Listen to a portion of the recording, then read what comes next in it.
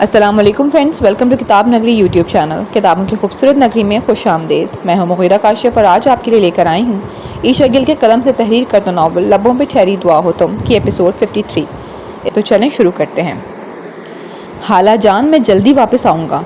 آپ اگر ڈر رہی ہو تو اپنی پھپھو کے پاس چلی جاؤ، نہیں تو ٹی وی آن کر لو، کارٹونز دیکھ لو، ایسے آپ کو ڈر نہیں لگے گا۔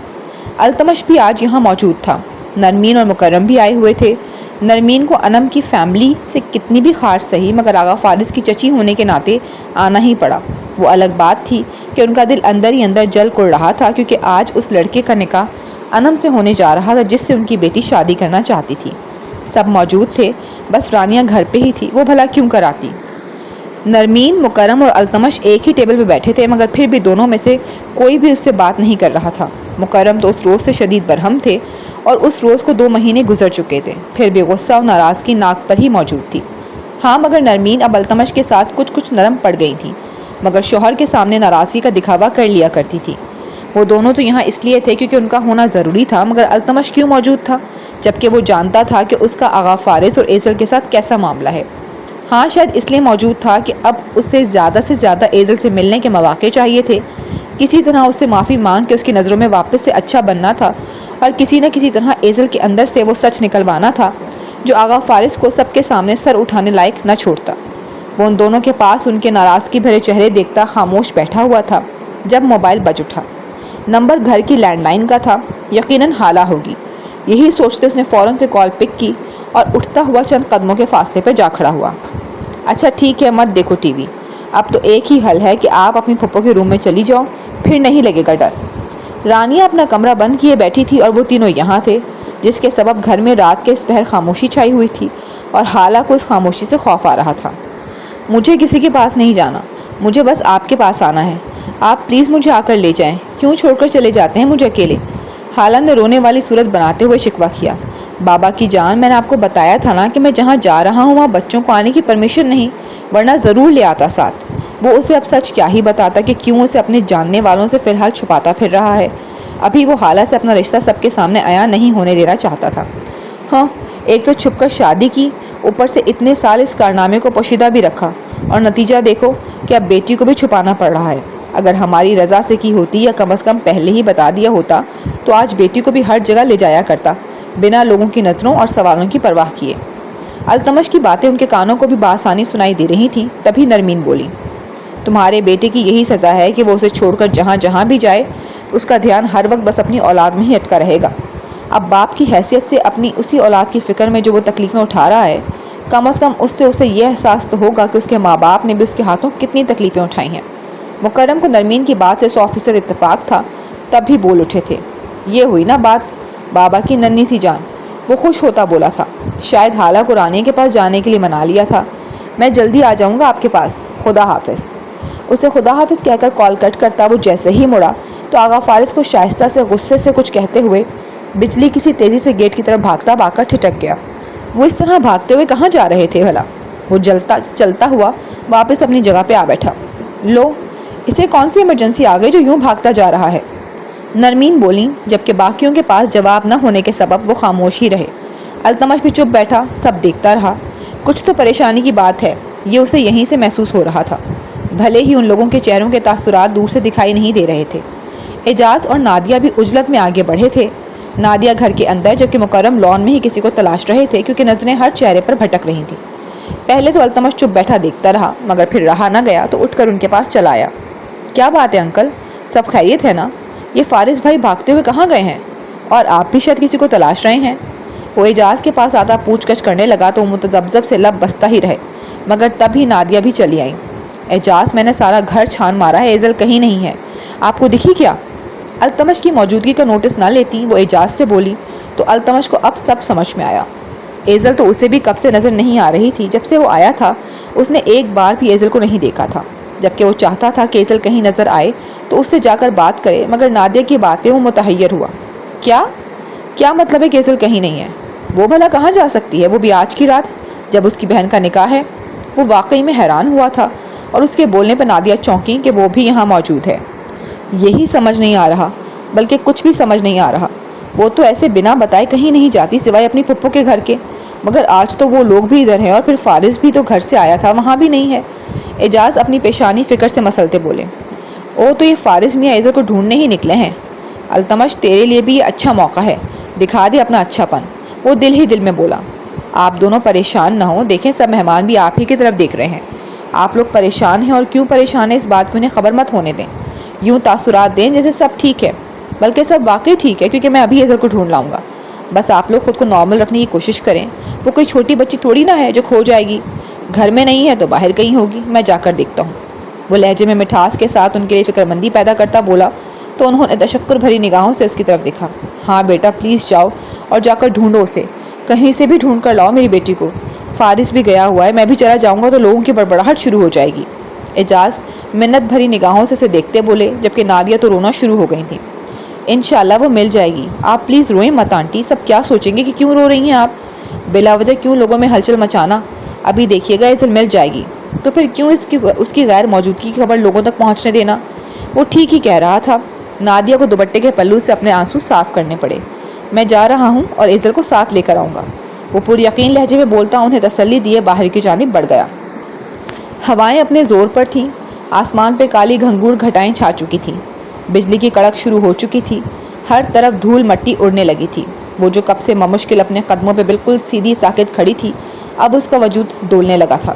ہوا کے تھپیڑے اس کے چہرے سے ٹکرا رہے تھے، مگر وہ اس آندھی طوفان سے بے بہرا کسی اور ہی نگری میں پہنچی ہوئی تھی۔ یہ بات اگر سب کو پتہ چل گئی تو پھر کیا طوفان کھڑا ہوگا۔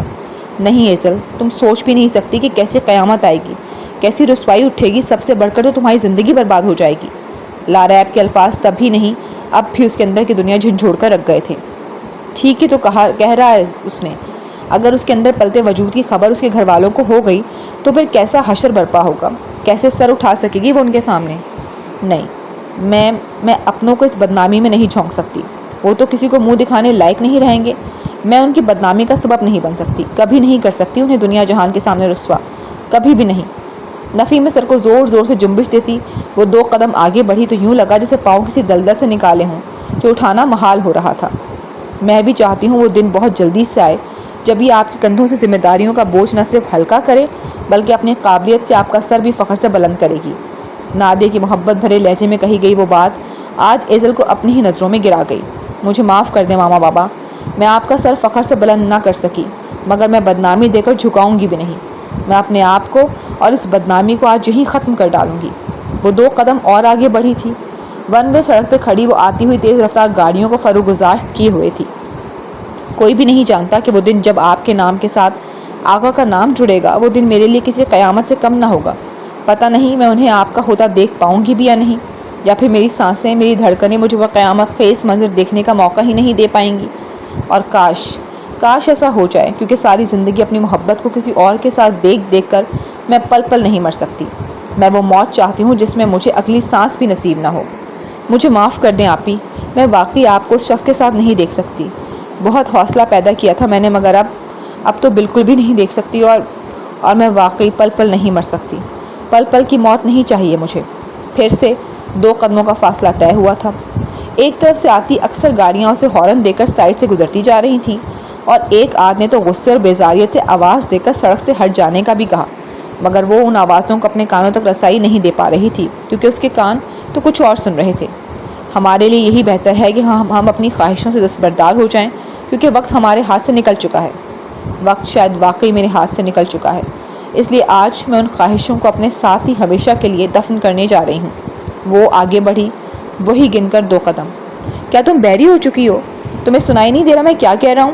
اب وہاں کیوں کھڑی ہو؟ نکل جاؤ میرے کمرے سے۔ صرف کمرے سے ہی نہیں، بلکہ اب یہ ایزل آپ کی زندگی سے بھی ہمیشہ کے لیے جا رہی ہے۔ 2 قدم مزید آگے بڑھتے ہوئے وہ قطعی لہجے میں بولی۔ وہ سڑک کے بالکل بیچوں بیچ آ کھڑی ہوئی تھی، عین وسط میں، اور رخ موڑ کر سامنے سے آتی رنگا رنگ گاڑیوں کی طرف کیا، یوں جیسے اپنی موت کو خود ہی آواز دے رہی ہو۔ اور وہ ایسا ہی تو کر رہی تھی، وہ زندہ ہی تو نہیں رہنا چاہتی تھی، نہیں جینا چاہتی تھی اس رسوائی کے ساتھ جو آنے والے وقت میں اس کا نصیب بن جاتی۔ وہ خود کو اور اس بدنامی کی کالک کو یہیں مٹا دینا چاہتی تھی۔ خدا کے لیے اپنے دل، اپنے جذبات پہ پہرے بٹھا کر یہاں سے لوٹ جاؤ، اور پلٹ کر کبھی مجھے مت دیکھنا۔ نہیں دیکھوں گی، کبھی نہیں دیکھوں گی، اور نہ ہی اب مجھے کوئی دیکھ پائے گا۔ جا رہی ہوں میں نہ صرف آپ کی بلکہ سبھی کی زندگیوں سے دور۔ میں تو اپنی زندگی ختم کرنے جا رہی ہوں، مگر آپ کو نئی زندگی مبارک ہو۔ مبارک ہو آغا، نکاح مبارک ہو۔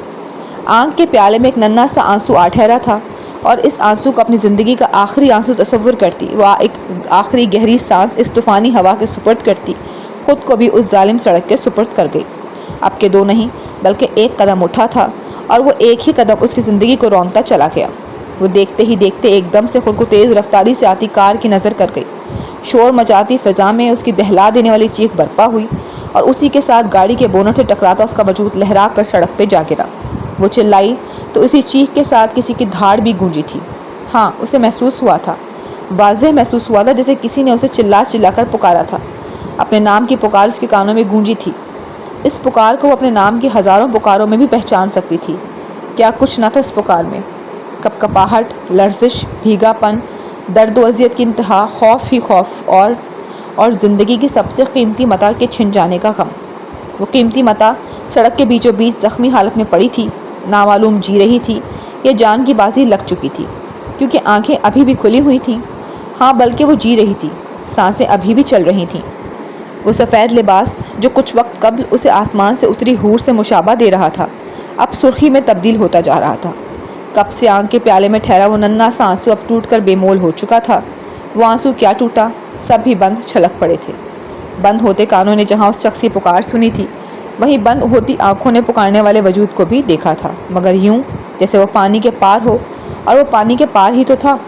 اس کی آنکھوں میں ٹھہرا پانی اس سے آخری بار اس شخص کو دیکھنے کا حق بھی چھین گیا تھا۔ اوہو، کون ہے؟ کب سے تذبذب سے بیٹھی حالہ یہ سوچتی کہ رانیہ کے پاس جائے نہ جائے، کہیں وہ اسے ڈانٹ نہ دے، اب آخر جانے کا ارادہ کرتی اٹھ کھڑی ہوئی اور نیچے چلی آئی۔ رانیہ کا دروازہ کھولنے کی بجائے تمیز سے بجایا تو رانیہ بیزار ہوتی بیڈ سے اٹھی۔ تم میرا دروازہ کیوں بجا رہی ہو؟ اپنے کمرے میں جاؤ۔ حالہ کو دیکھتے ہی اس کا منہ خراب ہو گیا۔ پھپھو، مجھے کمرے میں اکیلے ڈر لگ رہا تھا تو عامش بابا نے کہا کہ میں آپ کے پاس چلی جاؤں۔ وہ معصومیت سے گویا ہوئی۔ اپنے گھر میں کیا تم ہر وقت اپنے ماں باپ کے ساتھ ہی چپکی رہتی تھی؟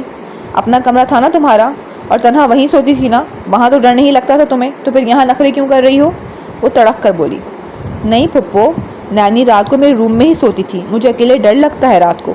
وہ رونے والی صورت بناتی بولی۔ پھپھو پھپھو پھپھو، زبردستی کی پھپھو بنا دیا مجھے سلتمش نے۔ وہ جھنجھلاتی ہوئی بڑبڑائی۔ پلیز میں اندر آ جاؤں؟ گھر میں اور کوئی بھی نہیں ہے، میں کس کے پاس جاؤں؟ جب عامش بابا آ جائیں گے تو چلی جاؤں گی آپ کے کمرے سے، اور آئی پرومس آپ کو بالکل تنگ نہیں کروں گی۔ وہ منت طلب لہجے میں بولی تو رانیہ نے ایک طویل سانس کھینچ کر خارج کیا اور بولی، اف، کیا مصیبت ہے، ٹھیک ہے آ جاؤ۔ اسے آنے کی اجازت دیتی بلکہ احسان کرتی وہ واپس بیڈ پہ جا دراز ہوئی۔ یوں منہ اٹھا کر چلی آئی ہو، دروازہ کون بند کرے گا؟ اسے یوں ہی اندر آتا دیکھ وہ آنکھیں دکھاتی بولی تو حالہ ٹمٹماتی آنکھوں سے اسے دیکھتی دروازہ بند کیے اس کے پاس بیڈ پہ بیٹھنے کی بجائے صوفے پہ جا بیٹھی۔ پھپھو، آپ مجھ سے ایسے کیوں بات کرتی ہیں؟ مجھ سے پیار سے بات کیوں نہیں کرتی؟ کیا میں آپ کو اچھی نہیں لگتی؟ دبدباتی آنکھوں سے موبائل ہاتھ میں لیے دیکھتی رانیہ کو دیکھتے ہوئے آج اس نے اس کی ناپسندیدگی کا سبب پوچھ ہی لیا۔ ڈر بھی تھا کہ کہیں آگے سے مزید سننے کو نہ مل جائے۔ خامخواہ ہی پیار جتاؤں تم سے؟ تم صرف التمش کی بیٹی ہو، اس کی بیٹی ہی بن کر رہو، میری بھتیجی بننے کی ضرورت نہیں۔ یہ زبردستی کی بھتیجی مجھے نہیں چاہیے۔ ہاں، بیٹھے بٹھائے کہاں سے تبک پڑی ہمارے گھر۔ وہ کہنا تو یہ چاہتی تھی، مگر التمش کی دی گئی وارننگ کہ خبردار جو حالہ سے ایسی کوئی بات کی جو اس کے ننھے سے دماغ کو جھنجھوڑ کر رکھ دے، ورنہ بہت برا پیش آؤں گا، بس اسی کے سبب اسے ایسی باتیں بولنے سے رہ جاتی تھی کہ اس سے دماغ الٹ جانے سے ڈرتی تو وہ بھی تھی۔ یہاں بیٹھنا ہے تو چپ کر کے بیٹھو، ورنہ جا سکتی ہو تم یہاں سے۔ اس کے سوال کا جواب دینے کی بجائے اور الٹا ایسا بولی تو حالہ اپنا سا منہ لے کر رہ گئی۔ ایزل! وہ اتنی زور سے چلائے تھے کہ ان کی دھار سے انہیں اپنے قدموں تلے موجود زمین ہلتی محسوس ہوئی۔ وہ ان کے سامنے کھڑی تھی، بالکل چند لمحوں قبل بالکل روبرو کھڑی تھی، مگر اب دیکھتے ہی دیکھتے اس کا وجود زمین و خون کی نظر ہو چکا تھا۔ ان کی آنکھوں نے بالکل ابھی اپنے سامنے اپنی ایزل کو جیتا جاگتا پایا تھا، مگر اگلے ہی لمحے وہ کیا سے کیا ہو جائے گی ان کے وہم و گمان میں بھی نہ تھا۔ اپنی آنکھوں کے سامنے ہی انہوں نے اپنی عزیز متاع کو سڑک پہ بکھرتے دیکھا تھا، اور یہ دیکھنا ان کو کتنی ہی دیر کے لیے بے جان کر گیا۔ ایک ایسا وجود جس کی سانسیں اور دھڑکنیں تو چل رہی ہوں مگر پھر بھی مردوں میں شمار ہو، اور وہ بھی اس وقت کسی زندہ لاش سے کم نہیں لگ رہے تھے، جو سڑک کنارے لہو رنگ ہوئی پھٹی پھٹی آنکھیں اور شل و ششتر وجود لیے مجسمہ بنے کھڑے تھے۔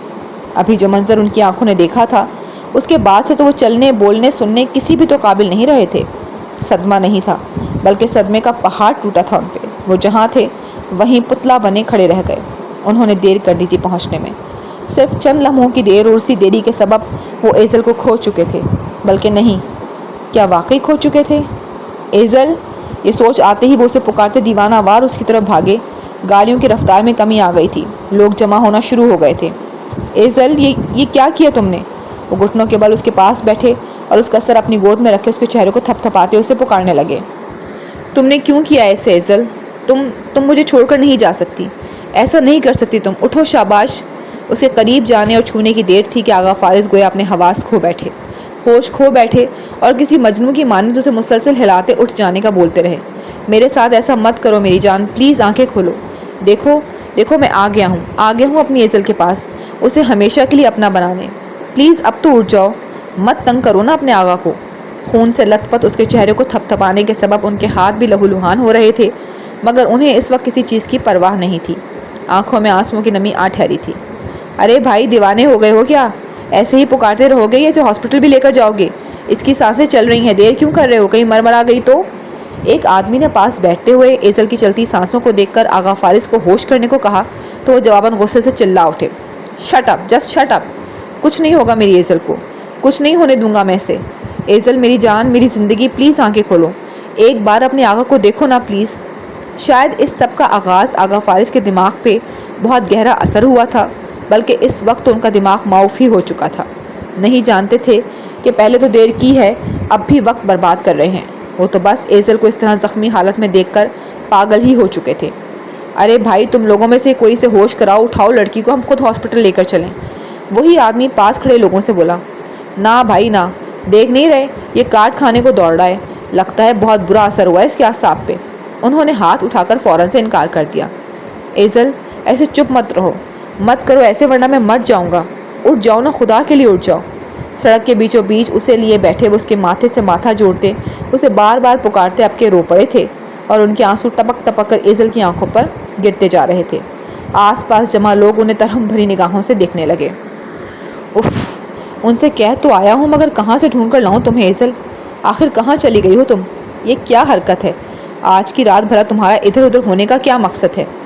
گاڑی میں بیٹھا وہ خالی پڑی سڑک پر نظریں ٹکائے ہوئے تھا، بس نہیں چل رہا تھا کہ کہیں سے بھی ایزل کو ڈھونڈ نکالے، کیونکہ جو دعویٰ وہ کر کے آیا تھا اس کے بعد اکیلا واپس لوٹتا تو اپنی ہی نظروں میں بے عزت ہو کر رہ جاتا۔ آخر جا کہاں سکتی ہے وہ دماغ پہ زور دیتا سوچنے لگا، مگر جواب نہ دارت۔ مل جاؤ یار، کہیں تو نظر آ جاؤ۔ وہ نہ اپنے گھر ہے نہ آغا فارس کے، تو بھلا کہاں جا سکتی ہے؟ دوست کوئی تھی نہیں سوائے لاریب کے، اور لاریب بھی یہیں موجود تھی، تو پھر اس کی دوڑ باہر کو ہی لگنی تھی کہ کہیں راہ میں نظر آ جائے۔ وہ تو نظر نہ آئی، مگر مین روڈ گاڑی چڑھاتے ہی اسے لوگوں کی بھیڑ ضرور نظر آ گئی تھی۔ اب یہاں کیا ہو گیا؟ لگتا ہے کسی کا ایکسیڈنٹ ہوا ہے۔ وہ گاڑی کی سپیڈ سلو کرتا بولا۔ ایک مجمع سا لگا ہوا تھا جس کے سبب اسے حادثے کا شکار ہونے والا دکھائی نہ دیا۔ اف، اب گاڑی کیسے آگے بڑھاؤں؟ آدھا کراچی تو یہیں اکٹھا ہوا پڑا ہے۔ لوگ راہ روکے کھڑے تھے، جبکہ التمش کو اس بھیڑ پہ غصہ آ رہا تھا۔ اس نے ایک کے بعد ایک ہارن بجایا، مگر کوئی ہٹنے کو تیار نہ تھا، بلکہ اگر وہ اپنے دائیں جانب دیکھتا تو وہاں بھی گاڑیوں کی لائن لگی ہوئی تھی جو ہارن پہ ہارن دیے جا رہی تھی۔ کیا مصیبت ہے! آخر ہوا کیا ہے جو کوئی ہٹنے کا نام ہی نہیں لے رہا؟ جھنجھلاہٹ سے کہتا وہ خود بھی گاڑی سے نکل آیا۔ او بھائی صاحب، یہ سب کیا ہے؟ کیوں ہجوم اکٹھا ہوا پڑا ہے؟ اس نے ایک آدمی سے پوچھا جو کہ اس کے آگے کھڑا تھا۔ ایکسیڈنٹ ہو گیا ہے، اس نے مختصر جواب دیا۔ وہ تو مجھے اندازہ تھا ہی، مگر یہ مجمع چھٹ کیوں نہیں رہا؟ اسے کوئی خاص فرق نہ پڑا ایکسیڈنٹ کا سن کر، کیونکہ اسے پہلے سے ہی یہی لگ رہا تھا۔ ارے ہٹیں تو تب نہ جب زخمی کو ہٹایا جائے، مگر وہ مجنون بیٹھا اسے بس آوازیں دیے جا رہا ہے، ہاسپٹل لے جانے کا نام ہی نہیں لے رہا۔ وہ بیزاریت سے بولا، کیونکہ پوری سڑک بند ہوئی پڑی تھی اور اس آدمی کو بھی اپنی گاڑی نکالنی تھی۔ اب یہ کون مجنون دیوانہ ہے؟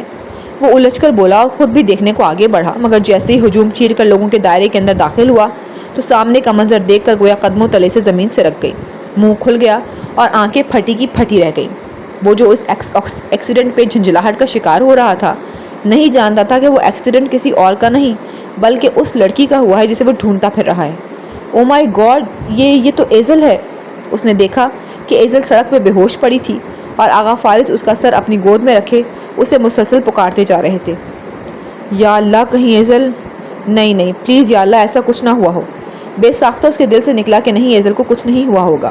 وہ جلدی سے آگے بڑھا اور خود بھی ایزل کے پاس جا بیٹھا اور بیٹھتے ہی اس کی نبض چیک کی جو چل رہی تھی۔ اللہ تیرا شکر ہے، دل کی گہرائیوں سے شکر ادا ہوا۔ تم یہاں کیا کر رہے ہو؟ تم نے میری ایزل کو چھوا بھی کیسے؟ تمہاری ہمت بھی کیسے ہوئی اسے ہاتھ لگانے کی؟ آغا فارس کی اس پہ نظر پڑی تو وہ جو کب سے اپنے حواس کھوئے دیوانے بنے بیٹھے تھے، التمش کا ہاتھ ایزل کی کلائی پر ایک جھٹکا کھا کر ہوش میں آئے اور اس پہ پھٹ پڑے۔ میں تو بس چیک کر رہا تھا کہ خبردار جو اس سے آگے ایک لفظ بھی بولا تو۔ ایزل کو کچھ نہیں ہوا، دیکھو یہ زندہ ہے، میری ایزل زندہ ہے، وہ مجھے کبھی چھوڑ کر نہیں جا سکتی، کبھی بھی نہیں۔ اس کیس سے آگے کے الفاظ سوچتے ہی آغا فارس چنگھاڑ اٹھے۔ ہاں کچھ نہیں ہوا ایزل کو اور نہ ہی کچھ ہوگا، آپ باتوں میں وقت برباد مت کریں اور اسے ہاسپٹل لے کر چلیں، اس کی حالت تو دیکھیں، ایک ایک لمحہ بہت قیمتی ہے، اسے برباد مت کریں، پلیز اٹھائیں اسے، میری گاڑی وہاں کھڑی ہے، جلدی سے لے کر بیٹھے اندر۔ التمش کو اس وقت صرف ایزل کی فکر تھی، تبھی پچھلا سب بھلاتا آغا فارس سے گزارش بھرے لہجے میں بولا، کیا سوچ رہے ہیں، اٹھیں پلیز، خدا کے لیے ایزل کا سوچیں اور مزید وقت برباد مت کریں، یہ نہ ہو آپ کو پچھتانا پڑ جائے۔ انہیں ابھی تک مجسم بنا دیکھ وہ دوبارہ اسے اپنے لفظوں پہ زور دیتا بولا تو حواسوں میں واپس لوٹتے ہی انہیں احساس ہوا کہ وہ کب سے اپنے اور ایزل کے ساتھ ظلم کر رہے ہیں، اسے تڑپ تڑپ کر پکار رہے ہیں مگر اسے ہاسپٹل نہیں لے کر جا رہے۔ اگر اسے کچھ ہو گیا تو واقعی اپنی اس غلطی پہ وہ کیسے زندگی بھر خود سے نظریں ملا پائیں گے؟ بلکہ غلطی تو ایک چھوٹا سا لفظ تھا، ایزل کی سانسیں ان کی دیری کے سبب تھمنا ان کے لیے سب سے بڑا گناہ ہوتا۔ نہیں، وہ ایسا نہیں ہونے دے سکتے تھے، وہ خود تو مر سکتے تھے مگر ایزل کو مرتا ہوا نہیں دیکھ سکتے تھے، وہی تو ان کی زندگی تھی، ان کا سب کچھ تھی، اسے بھلا کیسے وہ کچھ بھی ہونے دے سکتے تھے؟ التمش نے گزارش کی تو انہوں نے بھی جواباً کوئی بد کلامی نہ کی اور فوراً سے خون میں لت پت ایزل کے وجود کو باہوں میں اٹھا کر اس کے پیچھے چل پڑے۔ لوگ راستہ دیتے گئے اور وہ اسے لیے گاڑی میں بیٹھ گئے۔ مشکل تھا، بہت مشکل تھا اپنی زندگی کو مردوں جیسی حالت میں اپنی باہوں میں اٹھانا، لہو رنگ ہوئے اس کے وجود کو اپنی باہوں کا سہارا دینا ان کے لیے بہت کٹھن مرحلہ تھا۔ ایک ایک قدم اس کے بے جانوں کی مانند وجود کو اٹھائے چلنا دشوار تھا ان کے لیے، مگر وہ پھر بھی چلتے رہے، جانتے تھے اگر رکے تو اسے ہمیشہ کے لیے کھو دیں گے اور اسے کھو دیں گے تو خود بھی زندہ نہیں رہ پائیں گے، کیونکہ ایزل ہے تو وہ ہیں، ایزل نہیں تو وہ بھی نہیں۔ جلدی سے تاجدار ہاسپٹل پہنچو، جتنی تیز ہو سکتا ہے اتنی تیز گاڑی چلاؤ، میں پہلے ہی بہت وقت برباد کر چکا ہوں، اگر میری دیری کے سبب ایزل کو کچھ ہو گیا تو میں خود کو کبھی معاف نہیں کر پاؤں گا، بلکہ میں تو ویسے بھی خود کو کبھی معاف نہیں کر پاؤں گا۔ اب کی بار آغا فارس نے بھی گزارش کی تھی، دیری کے سبب تو کیا ایزل نے خود کے ساتھ آج جو بھی کیا تھا وہ بھی انہی کے برے سلوک کے سبب تھا اور اس کے لیے بھی وہ خود کو کبھی معاف نہ کر پاتے۔ اس وقت وہ دونوں ہی ایک دوسرے سے ناراضگی بھلائے اس ایک لڑکی کی فکر میں گھلے جا رہے تھے۔ کچھ نہیں ہوگا ایزل کو، انشاءاللہ کچھ نہیں ہوگا، وہ گھبراتا ہوا ان سے زیادہ خود کو تسلی دیتا بولا۔ زندگی میں اس نے دوستوں کے ساتھ بہت بار کار ریسنگ کی تھی مگر آج اس سچویشن میں کار کو فل سپیڈ پہ چلاتے ہوئے التمش کے ہاتھ پاؤں پھول رہے تھے۔ پلیز گاڑی کی سپیڈ اور بڑھاؤ۔ آغا فارس کا بس نہیں چل رہا تھا کہ وہ گاڑی کو ہوائی جہاز میں تبدیل کرتا انہیں اڑا کر ہسپتال پہنچا دے، اس سے زیادہ سپیڈ نہیں بڑھا سکتا، مگر میں جسٹ ڈونٹ وری، ہاسپٹل تقریباً قریب آ چکا ہے۔ وہ فرنٹ مرر سے ایک نظر نیم دراز ایزل کے ساکت وجود کو دیکھے خود کو حوصلہ دیتا بولا اور گاڑی ہاسپٹل والی سڑک پہ ڈال دی۔ ماما، ڈیڈ، آپ لوگ کہاں ہیں؟ کب واپس آئیں گے آپ؟ خالہ آپ کے بغیر بہت اداس ہو گئی ہے، خالہ کا دل نہیں لگتا آپ کے بغیر، پلیز جلدی سے واپس آ جائیں اور آ کر مجھے یہاں سے لے جائیں۔ خالہ صوفے کی پشت سے ٹیک لگائے خاموش آنسو بہاتی ارحم اور سوزین کو یاد کر رہی تھی۔ وہ ایسے ہی اکثر ان کی یاد میں چھپ چھپ کر رویا کرتی تھی مگر التمش کے آتے ہی اس کی اداسی میں تھوڑی سی کمی واقع ہو جاتی تھی۔ اسے ہر بار ڈیڈ ماما کو کال ملانے کا کہتی اور وہ ملاتا بھی مگر فقط جھوٹی کال، اور کبھی کہہ دیتا کہ نمبر بند ہے، کبھی کہتا نمبر بزی جا رہا ہے، کوئی نہ کوئی بہانہ لگا دیا کرتا۔ کیا تم بڑبڑانا بند کرو گی؟ بلکہ لگی رہو، میں ہی اپنا بندوبست کر لیتی ہوں۔ اس کی بڑبڑاہٹ سے ڈسٹرب ہوتی رانیہ نے کانوں میں ہینڈ فری لگا لی جبکہ خالہ اسے شکوہ بھری نگاہوں سے دیکھتی رہ گئی۔ آپ کو پتہ ہے ڈیڈ، ماما یہاں کوئی بھی مجھ سے پیار نہیں کرتا سوائے آمش بابا کے، دادو اور پھپھو تو مجھے بس ڈانٹتی ہی رہتی ہیں اور دادا ابو تو میری طرف دیکھتے بھی نہیں ہیں۔ وہ کشن کو سینے سے لگائے اپنے آنسو اس میں جذب کرتی ان سب کی شکایت کر رہی تھی۔ مجھے آپ کے پاس آنا ہے، میرا دل نہیں کرتا اب اور یہاں رہنے کا۔ آمش بابا سے اس لیے نہیں کہتی کہ وہ بہت اپسٹ ہو جاتے ہیں، پلیز اللہ جی میرے ڈیڈ ماما کو جلدی سے میرے پاس بھیج دیں تاکہ وہ مجھے یہاں سے لے جائیں۔ وہ روتے روتے یوں ہی دعائیں کرتی رہی اور دعائیں کرتی کرتی یوں ہی بھرائی آنکھیں مونتی نیند میں چلی گئی۔ کشن سینے سے لگائے بازو کے بل سوتی وہ بہت معصوم اور بہت ہی پیاری لگ رہی تھی۔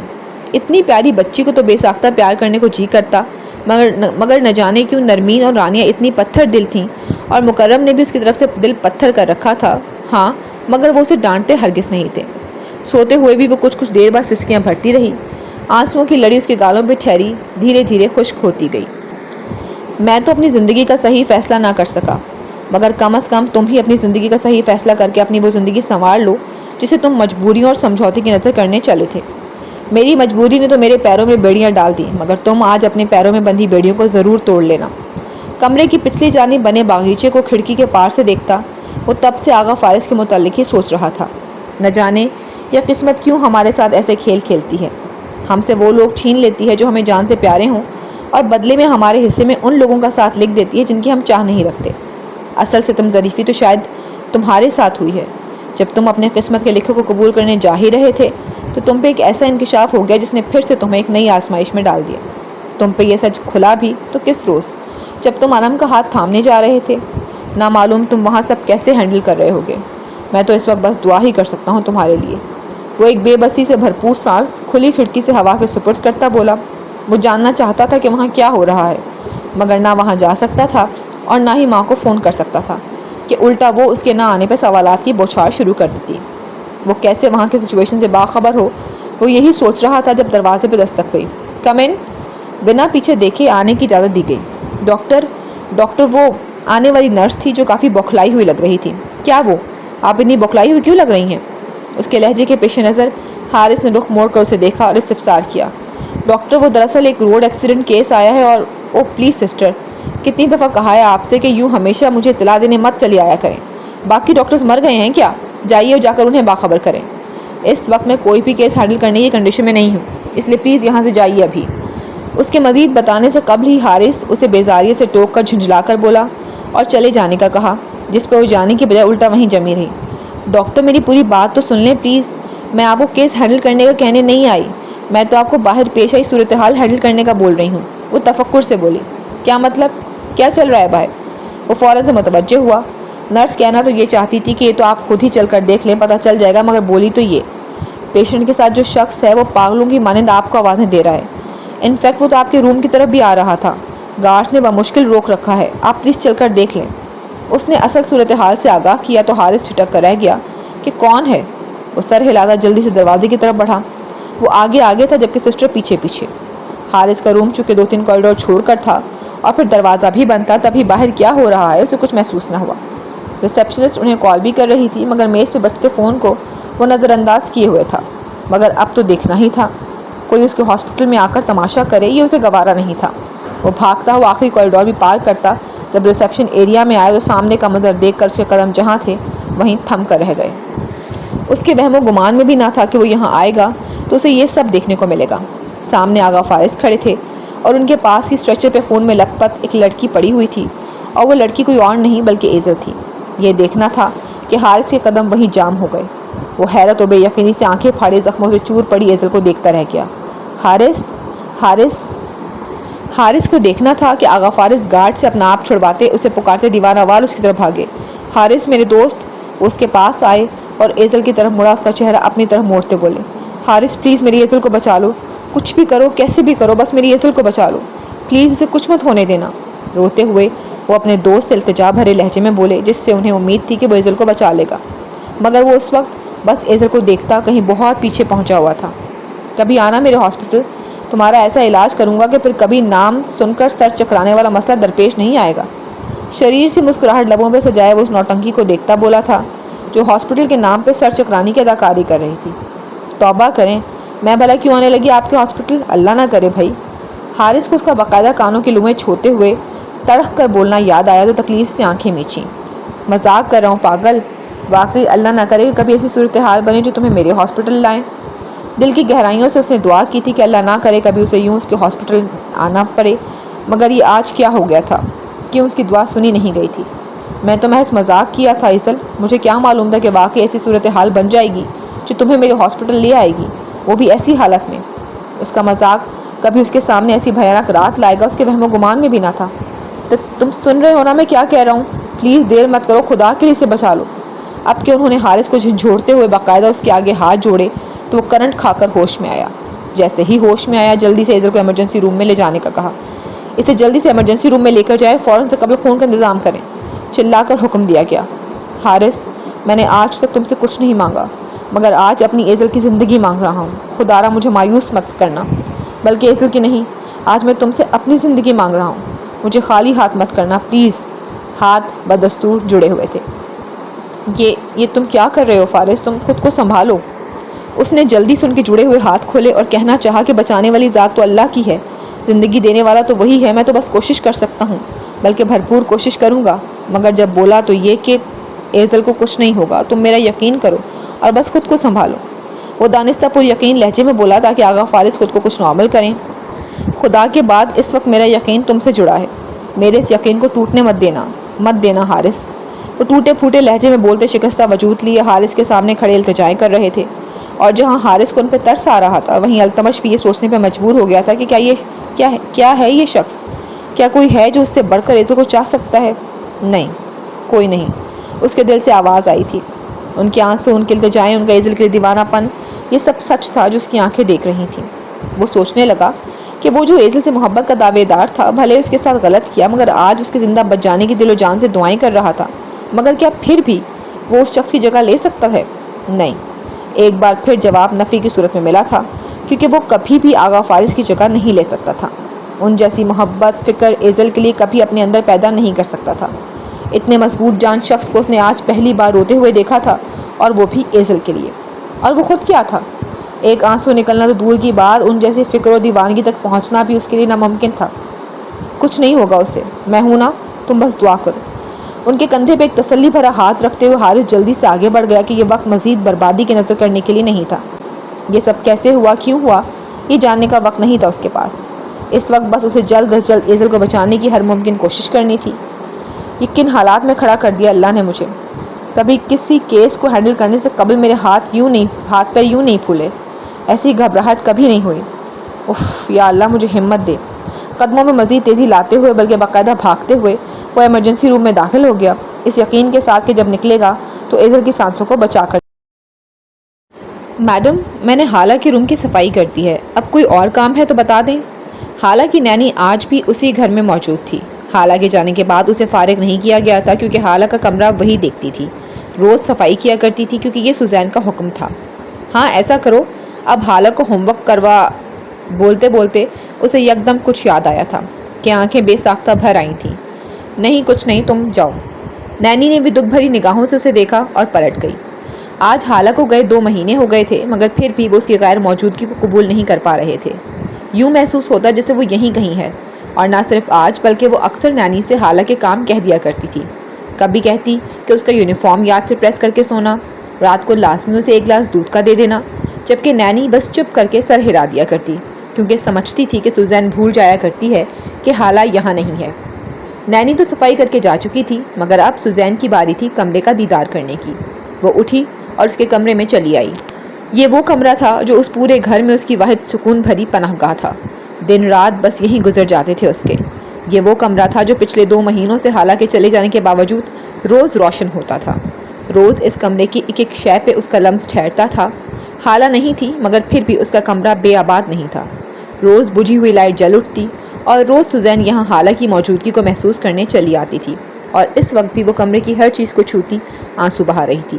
کبھی اس کے کھلونوں کو بیٹھ کر کتنی ہی دیر تکتی رہتی، کبھی اس کے ان کپڑوں کو سینے سے لگا کر ان کی خوشبو کو سانسوں میں اتارتی رہتی جو اس کے وارڈروب میں موجود تھے، اور کبھی یہیں بیٹھے بیٹھے اسی بیڈ پہ روتے روتے سو جایا کرتی تھی، بلکہ اب تو اکثر یہیں سونے لگی تھی۔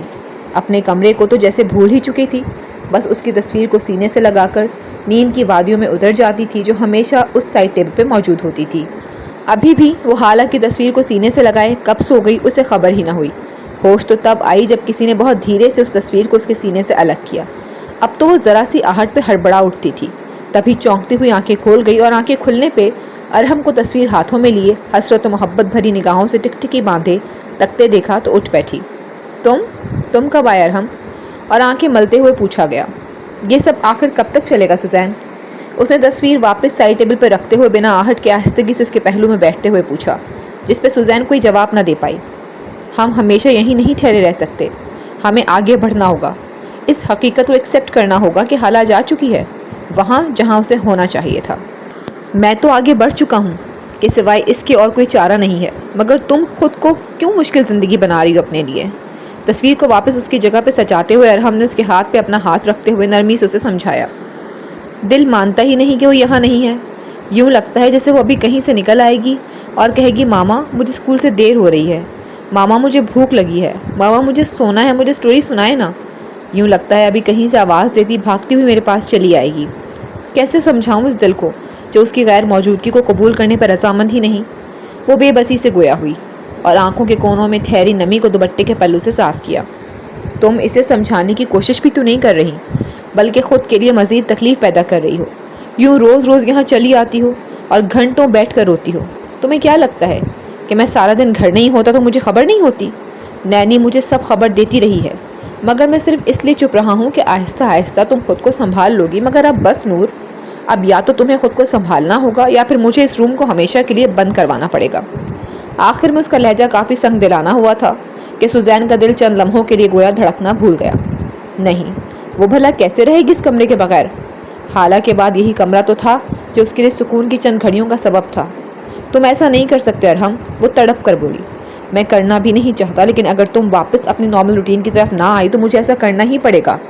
حالہ اب نہیں ہے نور، یہاں کہیں بھی نہیں ہے، اس لیے اب ہر وقت اس کو محسوس کرنے کی کوششیں ترک کر کے اپنی اور میری توجہ دو۔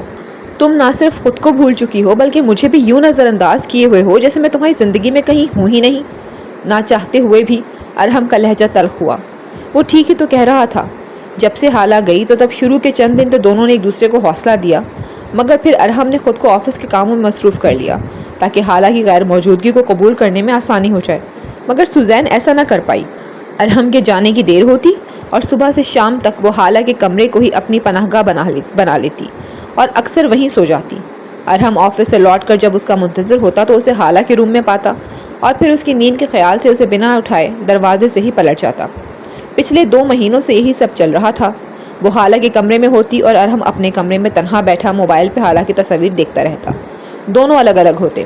حالہ کے جانے کے بعد سے تو ان کی اپنی خوبصورت زندگی کے رنگ بھی کہیں کھو سے گئے تھے، جسے سوزین یاد کرتی نہ کرتی مگر ارحم ضرور یاد کرتا تھا، اور آج اسی لیے اسے سمجھانے کا ارادہ کیے اس کے پاس چلا آیا۔ وہ چاہتا تھا کہ سوزین اب بس کرتے، یوں روز پچھلے دنوں میں جینا، روز آنسو بہانا۔ اسے اس کی فکر بھی تھی کیونکہ وہ پہلے سے کمزور ہو چکی تھی، نہ اپنی خوراک کی طرف کوئی توجہ دے رہی تھی نہ ہی ارحم کی۔ تم مجھ سے ایسے کیوں بات کر رہے ہو ارحم؟ تمہیں تو میرے دل کو سمجھنا چاہیے۔ میں مانتی ہوں کہ میں تمہیں پہلے کی طرح ٹائم نہیں دے پا رہی، مگر میں دانستہ تو ایسا نہیں کر رہی۔ کم از کم تم ہی مجھے کچھ وقت دے دو۔ ارحم کا لہجہ اس کے دل کو چبھا۔ پچھلے 2 مہینوں سے تمہیں سمجھ ہی تو رہا ہوں، تب سے اب تک وقت ہی تو دیا ہے تمہیں کہ اب تم آؤ گی اور مجھ سے پہلے کی طرح بات کرو گی، مجھے پہلے کی طرح وقت دو گی، خیال رکھو گی، توجہ دو گی، مگر تم نہیں آتی۔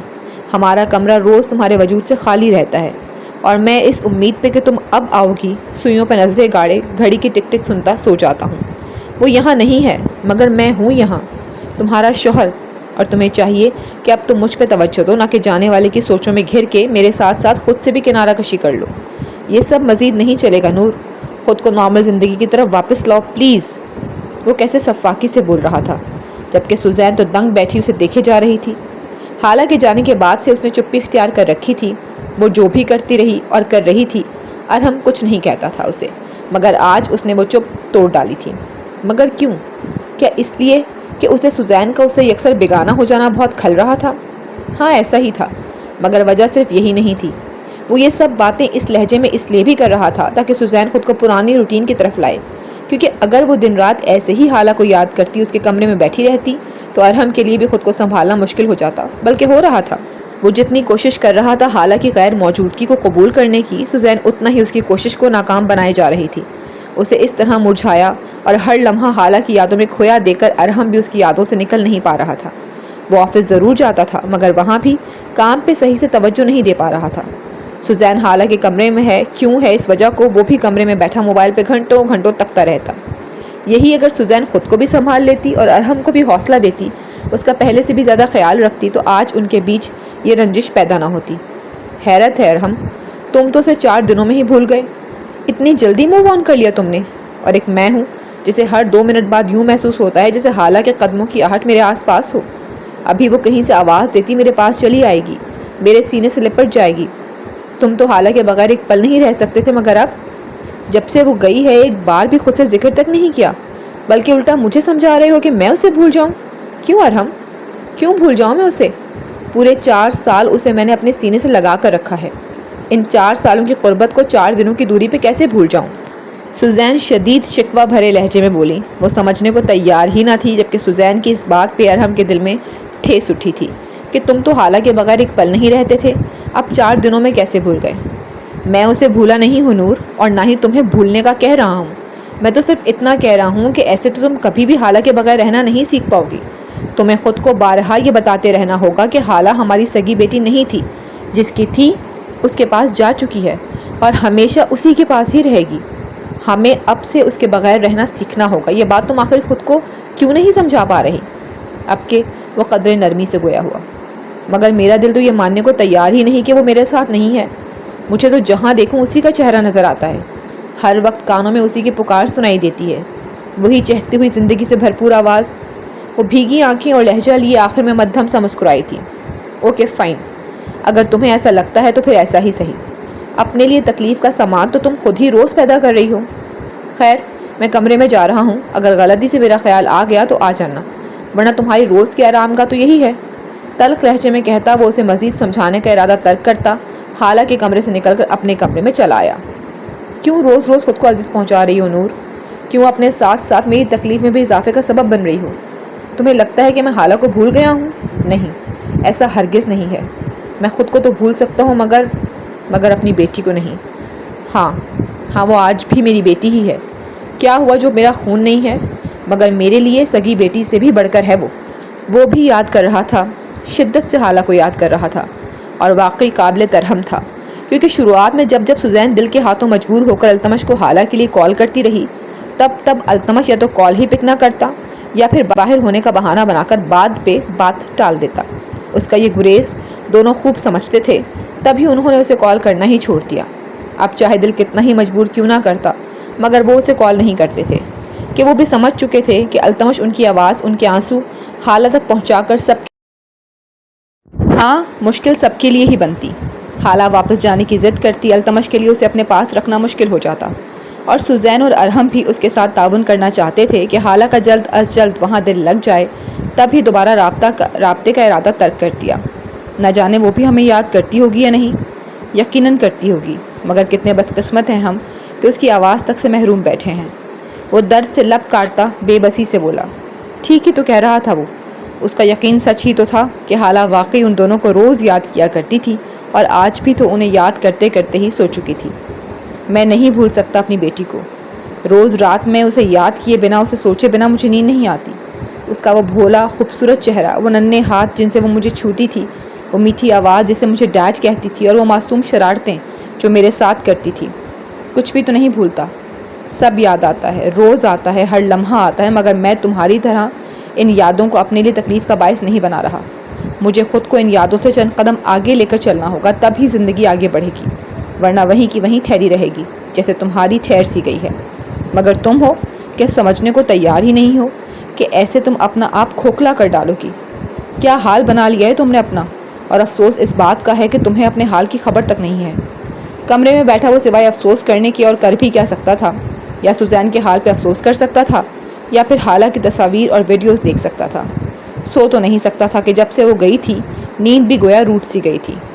ابھی بھی وہ حالہ کی معصومانہ باتوں بھری ویڈیو دیکھ کر مسکرا رہا تھا، اور ساتھ ہی ساتھ نگاہیں بھٹک بھٹک کر دروازے کی طرف بھی جا رہی تھی کہ شاید اب سوزین آ جائے. مگر 2 گھنٹے گزر گئے پر وہ نہ آئی. تو آج بھی یہ کمرہ اور میری نظریں تمہارے وجود سے محروم ہی رہیں گی. ارحم نے خالی دروازے کو حسرت سے تکتے ہوئے کہا، اور موبائل بیڈ پہ اچھالتا اٹھ کھڑا ہوا. ایک بار پھر اسی کمرے میں جا قدم رکے جہاں سے 2 گھنٹے قبل نکلا تھا. ابھی دروازے تک ہی پہنچا تھا کہ سامنے ہی بیڈ پہ حالہ کے ٹیڈی بیئر کو سینے سے لگائے سوتی سوزین پہ نظر پڑی. اسے دیکھتے ہی بے ساختہ ارحم کے لبوں سے درد بھری آہ خارج ہوئی. وہ اندر اس کے پاس چلا آیا اور کتنی ہی دیر کھڑا اکھڑے اکھڑے سانس لیتی سوزین کو دیکھتا رہا، جس کے گالوں پہ ابھی تک آنسوؤں کی لکیر چمک رہی تھی، یعنی وہ روتے روتے سو گئی تھی. وہ اس کے قدموں کے قریب کھڑا تھا، تبھی جھکا اور حالہ کا گلابی باربی ڈالز والا نرم و ملائم کمبل کھول کر سوزین کے سینے تک پھیلا دیا اور پھر دھیرے سے اس کے بھیگے چہرے کو اپنی انگلیوں کی پوروں سے خشک کرنے لگا۔ نہ جانے یہ راتیں کب ختم ہوگی جب میں تمہیں یہاں نہیں بلکہ اپنے برابر سوتا پاؤں گا، اور نہ ہی تب اس چہرے پہ کوئی بھیگا پن موجود ہوگا۔ حسرت سے سوچتا وہ اس کے ماتھے پہ بوسہ دیے ایک آخری نگاہ اس کے چہرے پہ ڈالتا کمرے سے نکل گیا۔ کیا ہوا اعجاز، سب خیریت ہے؟ نکاح شروع نہیں کروایا جا رہا؟ فارس بھی غائب ہے اور التمش بھی چلا گیا۔ ہوا کیا ہے، سب ٹھیک تو ہے نا؟ اعجاز اور نادیہ پریشان حال کھڑے تھے جب مکرم فکر مند ہوتے ان کے پاس چلے آئے۔ نرمین نے تو آنا گوارا نہ کیا، مگر تجسس تو انہیں بھی تھا کہ آخر یہ ہو کیا رہا ہے کہ آغا فارس بھی بھاگتے ہوئے باہر کو چل دیے اور التمش بھی ان لڑکی والوں کا بھی منہ لٹکا ہوا ہے۔ کیا بتاؤں مکرم، ہماری ایزل نہ جانے کہاں چلی گئی ہے، پورا گھر چھان مارا ہے، کہیں نہیں مل رہی۔ وہ پریشانی سے اپنی پسینے سے تر ہوتی پیشانی مسلتے جواب گو ہوئے۔ اوہ، وہ بھلا کہاں جا سکتی ہے، وہ بھی اس موقع پہ؟ آپ لوگوں نے ٹھیک سے تو دیکھا ہے نا؟ مکرم بھی تفکر بھرے لہجے میں بولے۔ سب جگہ دیکھ لیا ہے، کہیں بھی نہیں ہے، اوپر سے اس کا موبائل بھی کمرے میں ہی پڑا ہوا ہے۔ وہ گھر کا چپا چپا دیکھ چکے تھے۔ آپ لوگ پریشان نہ ہوں، گھر نہیں ہے تو کہیں باہر ہوگی، ہو سکتا ہے کوئی ضروری کام ہو، مگر آپ لوگوں کو بتانا بھول گئی ہو، اور پھر موبائل بھی تو پاس نہیں جو اطلاع دے دیتی۔ ابھی آ جائے گی واپس انشاءاللہ۔ وہ سوائے انہیں حوصلہ دینے کے اور کیا کر سکتے تھے؟ اب تو پورے لان میں موجود سبھی لوگوں کو بھنک پڑ چکی تھی کہ کیا چل رہا ہے، آخر ہوا کیا ہے۔ ہر 2 منٹ بعد کوئی نہ کوئی آ کر پوچھنے لگ جاتا کہ کیا ہوا، سب ٹھیک تو ہے نا؟ شائستہ تو اسٹیج پہ انم کے پاس جا کر بیٹھ چکی تھیں اور اسے حوصلہ دے رہی تھی کہ ابھی ایزل آ جائے گی تو خیر سے ہم نکاح شروع کریں گے، بس دعا کرو وہ جہاں بھی ہے مل جائے۔ جبکہ انم چپ چاپ بس گھٹے گھٹے آنسو بہائے جا رہی تھی اور واقعی دعاؤں پہ دعائیں مانگ رہی تھی کہ ایزل اور آغا فارس خیریت سے لوٹ آئیں اور نکاح ہو جائے۔ آج اس کی زندگی کا یہ بہت خاص دن بلکہ رات تھی۔ اس رات کو لے کر اس نے بہت سے خواب سجائے تھے، مگر ان خوابوں کی تعبیر بیچ راہ میں رک کر رہ گئی تھی۔ اس کا رونا دور سے بھی لوگ محسوس کر پا رہے تھے۔ سب کے بیچ چہمہ گوئیاں ہونے لگی تھیں، جبکہ لوگوں کی کھس کھس سے بے پرواہ وہ لوگ تو بس ایزل کے مل جانے کی دعائیں مانگنے میں مصروف تھے۔ اعجاز، فارس اور التمش کو فون کر کے پوچھے نا کہ ایزل ملی یا نہیں۔ ہائے، میرا تو دل بیٹھا جا رہا ہے۔ نادیہ سے اب صبر رکھنا بے حد مشکل ہو رہا تھا۔ فارس تو فون نہیں اٹھا رہا۔ انہوں نے آغا فارس کو کال ملائی، بیل جاتی رہی مگر کال اٹھائی نہ گئی، اور اٹھاتا بھی کون جب موبائل ان کے پاس تھا ہی نہیں۔ موبائل تو اس وقت بند کمرے کے اندر بج رہا تھا۔ تو آپ التمش کو کال ملائیں نا، وہ بے صبری کا مظاہرہ کرتی بولی۔ التمش کا نمبر تو میرے پاس نہیں ہے۔ مکرم، تمہارے پاس تو ہوگا ہی، کال ملاؤ اسے، پوچھو ایزل کا کچھ پتہ چلا کہ نہیں۔ انہیں خیال آیا کہ مکرم کے پاس تو یقیناً ہوگا ہی، تبھی ان سے بولے۔ مکرم اگرچہ التمش سے شدید خفا تھے، اس سے بات کرنے کے روادار نہ تھے، مگر اس وقت حالات ہی ایسے تھے کہ انہیں ان لوگوں کی پریشانی کو مد نظر رکھتے ہوئے اسے کال کرنی ہی پڑی۔ 2-3 بیل ہونے کے بعد کال پک کر لی گئی۔ کہاں ہو تم؟ اس کے کال پک کرنے کی دیر تھی کہ مکرم نے پہلا جملہ یہی داغا۔ میں وہ فوری طور پہ بتا نہ پایا کہ وہ کہاں ہے۔ میں وہ کیا، بتا کیوں نہیں رہے، کہاں رہ گئے ہو تم؟ یہاں سب پریشان ہو رہے ہیں، بتاؤ بھی کہ ایزل کا کچھ پتہ چلا کہ نہیں؟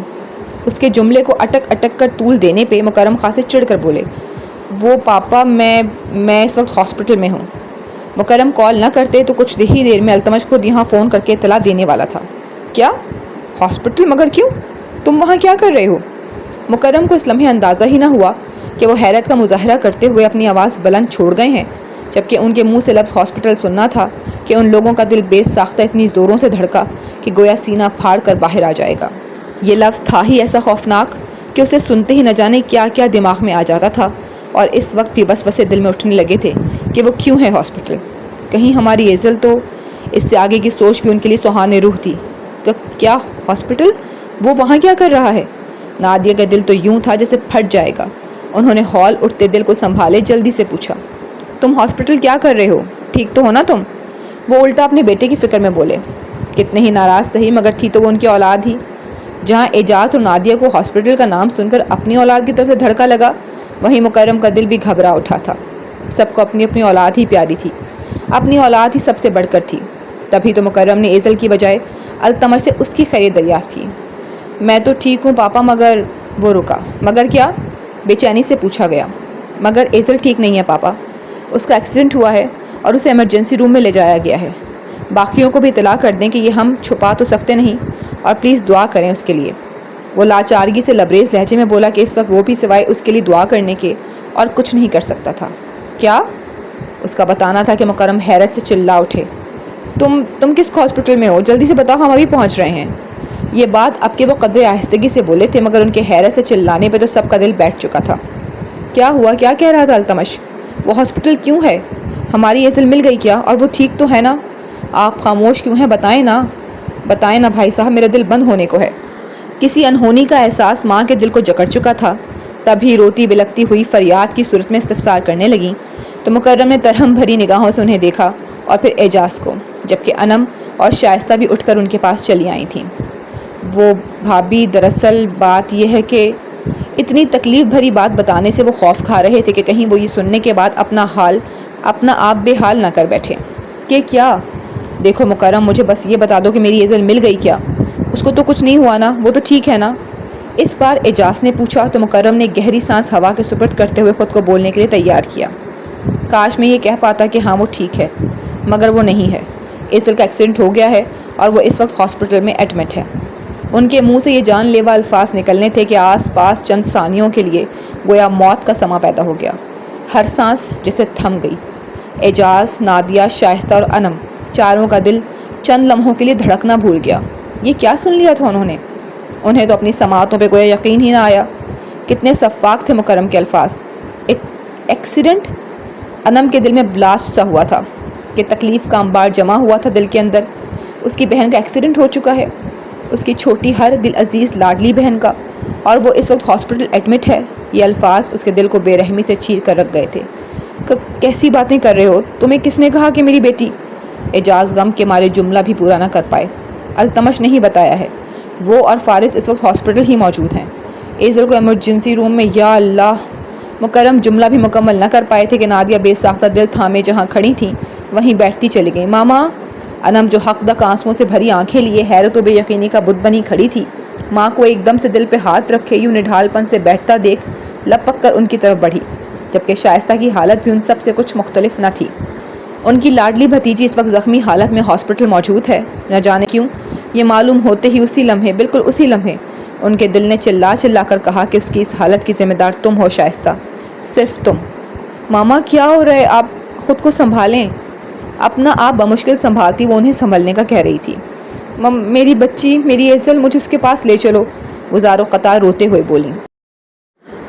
ہم جا رہے ہیں اس کے پاس، پر آپ خود کو سنبھالیں پلیز، یقین کریں کچھ نہیں ہوگا ہماری ایزل کو، کچھ بھی نہیں۔ یہ بولتے ہوئے انم کی اپنی آواز لڑکھڑا رہی تھی۔ کیسا نکاح، کیسی بے صبری، کیسی دعائیں۔ ایزل کے ایکسیڈنٹ کا سن کر وہ جیسے سب کچھ ہی بھول بیٹھی۔ اب بس لبوں پہ یہی دعا تھی کہ یا اللہ ایزل کو بچا لیں، میری بہن کو کچھ نہیں ہونا چاہیے۔ ماما پلیز پانی پئیں آپ۔ لڑکیوں میں سے ایک بھاگ کر پانی لے آئی جسے انم نادیہ کو پلانے لگی۔ مجھے نہیں پتا، مجھے بس میری ایزل کے پاس لے چلو، مجھے ابھی کے ابھی اس کے پاس جانا ہے انم۔ وہ پانی کا گلاس بنا پیے پیچھے ہٹاتی بولیں تو انم نے بھی دوبارہ انسسٹ نہ کیا اور گلاس وہیں رکھے انہیں سنبھال کر کھڑا کرنے لگی۔ بابا میں بھی چلوں گی آپ کے ساتھ، وہ بھی ڈبڈبائی آنکھوں سے باپ کو دیکھتی بولی۔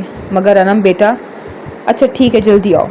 وہ جو اسے آدھی دلہن بنا سجا سمرا دیکھ کے یہ سوچتے ہوئے منع کرنے کو تھے کہ کیا سوچا تھا اس نے آج کے دن کے لیے، مگر یوں ایک دم کیا ہو گیا اس کے ساتھ۔ وہ جو پیا گھر سدھارنے کے خواب سجائے بیٹھی تھی، اب ہاسپٹل جائے گی اپنے نکاح کا جوڑا زیبتن کیے، مگر پھر یہ سوچ کر اپنی سابقہ سوچ کو ٹھکرا دیا کہ بہن سے زیادہ ضروری کچھ بھی نہیں، نہ یہ سج دھج، نہ وہ خواب، نہ محسوسات، اور نہ ہی یہاں بیٹھے لوگ۔ اعجاز اندر سے گاڑی کی چابی لیے نکلے تو انم، نادیہ اور شائستہ بھی یوں پیچھے بھاگیں جیسے وہ انہیں یہیں چھوڑ کر چلے جائیں گے۔ میں آپ سب سے بہت معذرت چاہتا ہوں، معلوم تو آپ کو ہو ہی گیا ہوگا کہ نکاح نہ ہونے کا سبب کیا ہے، اس لیے آپ لوگ اب جا سکتے ہیں، اور ہاں سب سے التماس ہے کہ ہماری بچی کی زندگی کے لیے دعا ضرور کریں۔ اعجاز، نادیہ اور شائستہ کے چلے جانے کے بعد خاندان میں سے اب یہاں وہی بڑے تھے، تبھی سب سے معذرت کرنے کے ساتھ ساتھ دعا کی اپیل بھی جاری کی، جس پہ سب دکھی ہوتے اٹھ کھڑے ہوئے۔ نرمین کا دل بھی نرم پڑا تھا۔ ان کی کوئی ذاتی دشمنی تو تھی نہیں ایزل سے، بس اپنے بیٹے کے لیے پسند نہ تھی، اس کے علاوہ تو ایزل سے انہیں کوئی مسئلہ نہ تھا، تبھی ان کے لبوں پہ بھی دعا ٹھہری۔ پیچھے ایک کونے میں کھڑی لاریب کا بھی رو کے برا حال تھا۔ جی تو اس کا بھی چاہ رہا تھا بھاگ کر اپنی دوست کے پاس پہنچ جائے، مگر 6 لوگ آلریڈی وہاں موجود تھے، وہ بس رو کر اس کی زندگی کے لیے دعا ہی کر سکتی تھی۔ یا اللہ میری دوست کو کچھ مت ہونے دینا، اسے کچھ ہو گیا تو میں کیسے رہ پاؤں گی، پلیز اسے ہم سب سے مت چھیننا، اسے اور اس سے جڑی جان کو محفوظ رکھنا یا رب۔ وہ باقاعدہ ہاتھ اٹھائے دعائیں کرنے لگی۔ اللہ میری بچی کو صحت و تندرستی والی زندگی بخشے، بیٹھے بٹھائی اللہ نے اسے اور گھر والوں کو کیسی آزمائش میں ڈال دیا. اور پھر موقع بھی تو دیکھو, ایک کا نکاح ہوتے ہوتے رہ گیا ہے تو دوسری زخمی حالت میں ہاسپٹل پڑی ہے. ڈبل تکلیف ملی ہے سب کو. زرین تو بالکل یوں غمگین ہو گئی تھی جیسے ایزل نہیں بلکہ ان کی اپنی اولاد تکلیف میں ہو. بڑی ہی پیاری بچی ہے, بالکل زندگی سے بھرپور. دعا کرو اللہ اس کی زندگی اس سے نہ چھینے. وہ پاس بیٹھی شہزین کو بھی بتانے لگی اور ساتھ ہی ساتھ دعا کا بھی کہا, جس پہ وہ بیزاریت بھرا منہ بنا کر رہ گئی. یہی سب ہونا تھا تو کاش میں آتی ہی نہ. ہاں, نکاح بھی نہیں ہوا اور میری پارٹی بھی گئی. بے حسی سے بھری شہزین مدام ناک پھلاتی اٹھ کھڑی ہوئی کہ اب یہاں بیٹھ کر مکھیاں تو مارنے سے رہی. سبھی لوگ جا رہے تھے تو وہ دونوں بھی جانے کو اٹھ گئیں.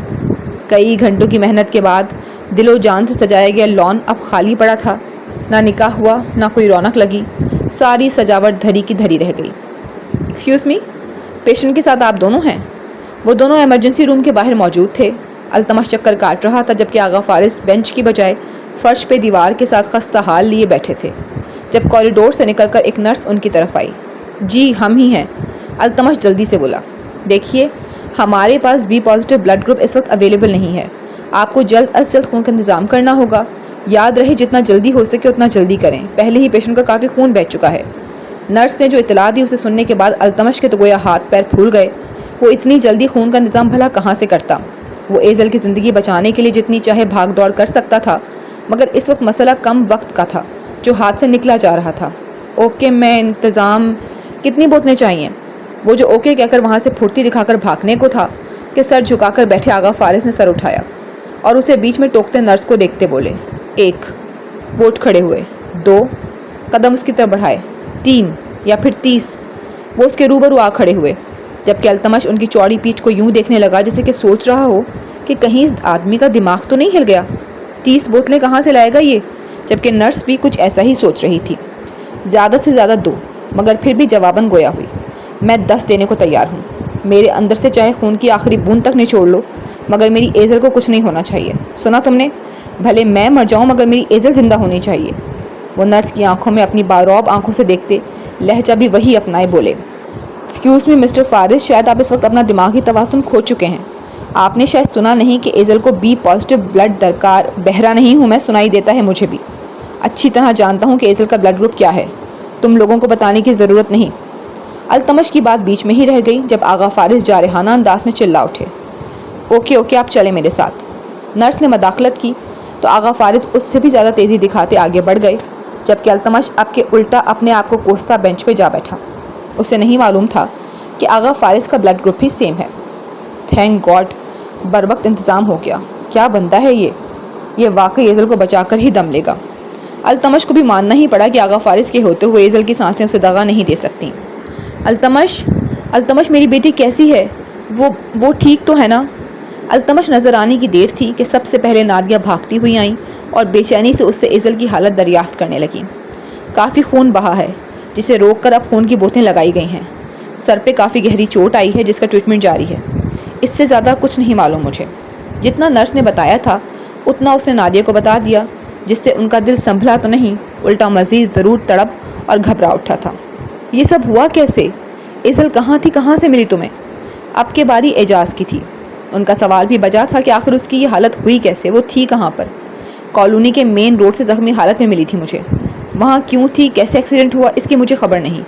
وہ جتنا جانتا تھا اب بھی اتنا بتا دیا, جس پہ نادیہ اور اعجاز تو جان نہ پائے مگر شائستہ اور انم بیک وقت درد کی شدت سے آنکھیں میچ کر رہ گئے کہ انہیں خوب اندازہ تھا کہ نکاح کے وقت ایزل گھر سے باہر کیوں تھی.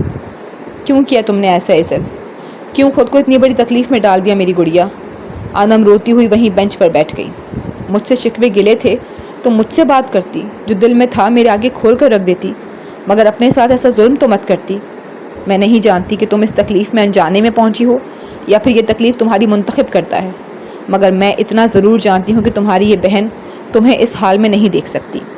وہ لبوں پہ ہاتھ رکھے گھٹا گھٹا سا رو رہی تھی جب روم سے نرس نکل کر جلدی میں باہر آئی.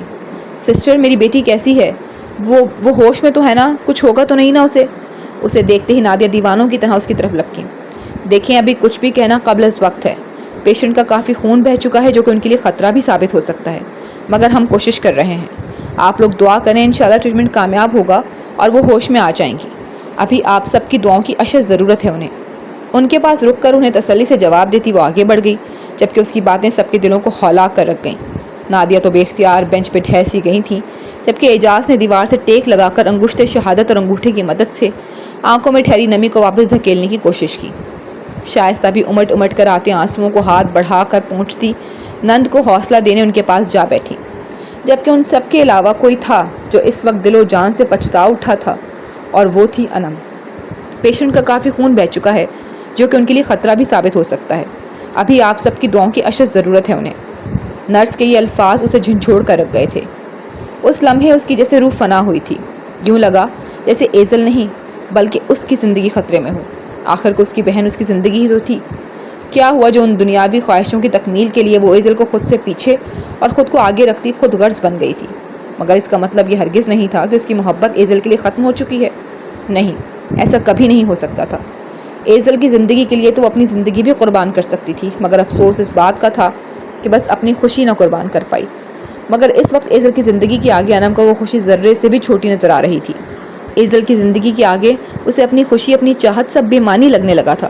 کوئی خواہش اس وقت تھی تو بس ایزل کو صحیح سلامت دیکھنے کی۔ نرس کے الفاظ اسے بیٹھے بٹھائے کسی گہری کھائی میں دھکیل گئے تھے۔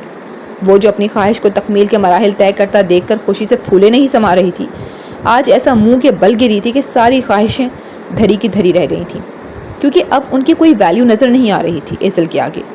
آغا فارس کو پانے کی خواہش اور ایزل کی زندگی کا ایک دوسرے سے موازنہ کرتی تو بس اپنی بہن کا ہنستا مسکراتا چہرہ ہی بار بار آنکھوں کے سامنے آتا رہا، جس کا مطلب تھا کہ اسے فارس نہیں بلکہ اپنی بہن چاہیے تھی، وہ بہن جس کے لیے وہ پہلے تو نہ صحیح مگر اب ہر خوشی قربان کر سکتی تھی۔ اگر تمہیں کچھ ہو گیا تو ہمارا کیا ہوگا ایزل؟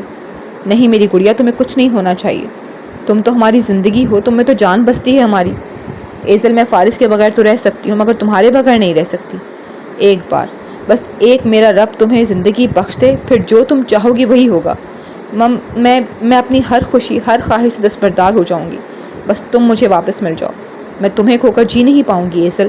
اور یہاں وہ پھوٹ پھوٹ کر رو پڑی، بنا اس بات کی پرواہ کیے کہ اس وقت وہ کہاں موجود ہے۔ نہ میری بہادر بچے، ایسے نہیں روتے۔ اعجاز جو خود کمزور پڑے ہوئے تھے، انم کی خاطر خود کو مضبوط کرتے اسے سہارا دینے لگے۔ بابا اگر ایزل کو کچھ ہو گیا تو؟ وہ جو کہنے والی تھی کہ تو میں خود کو کبھی معاف نہیں کر پاؤں گی، مگر چاہ کر بھی جملہ پورا نہ کر پائی۔ ایسی نا امیدی کی باتیں بھلا کیوں سوچنی اور کرنی؟ ہماری گڑیا کو بھلا کیوں ہونے لگا کچھ؟ وہ تو تم سے بھی زیادہ بہادر ہے، دیکھنا تم اپنی تکلیف سے کیسے لڑ جائے گی۔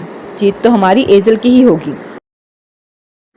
نہ جانے وہ اتنا یقین کہاں سے لائے تھے، ان کا لہجہ ایسا پر یقین تھا کہ انم کا تنور کی مانند تپتا دل کسی حد تک قرار پا گیا۔ ہاں ٹھیک کہہ رہے ہیں آپ، کچھ نہیں ہوگا اسے، بہت بہادر ہے میری بہن۔ وہ بے دردی سے آنسو پونچھتی بولی تو التمش اس ایموشنل سین پہ خود بھی کافی ایموشنل ہو چکا تھا۔ ایزل سے آغا فارس جیسی نہ صحیح مگر کہیں نہ کہیں محبت تو تھی اسے، چاہے تھوڑی بہت ہی صحیح مگر موجود تو تھی، اور وہی محبت اسے اس گلٹ میں مبتلا کر رہی تھی کہ التمش کہیں یہ سب تمہارے کیے دھرے کا سبب ہی تو نہیں ہوا۔ آغا فارس نے اس کے ساتھ جو بھی کیا، جو اس کا بھرم توڑا، کہیں اس تکلیف کے ناقابل برداشت ہونے پہ تو نہیں ایزل نے خود کو کچھ کر لیا؟ یہ سوچ بار بار اسے گلٹی محسوس کروا رہی تھی، کیونکہ اگر ایسا ہوتا تو وہ خود سے نظریں ملانے کے قابل نہ رہتا کہ اس کی وجہ سے ایک لڑکی کی جان چلی گئی، اور وہ لڑکی بھی وہ جس سے وہ محبت کا دعوے دار تھا۔ نہیں، یہ سب جو میں سوچ رہا ہوں ایسا کچھ نہیں ہوا ہوگا، یہ بس ایک حادثہ ہوگا، ورنہ ایزل کیوں خود کے ساتھ ایسا کرنے لگی؟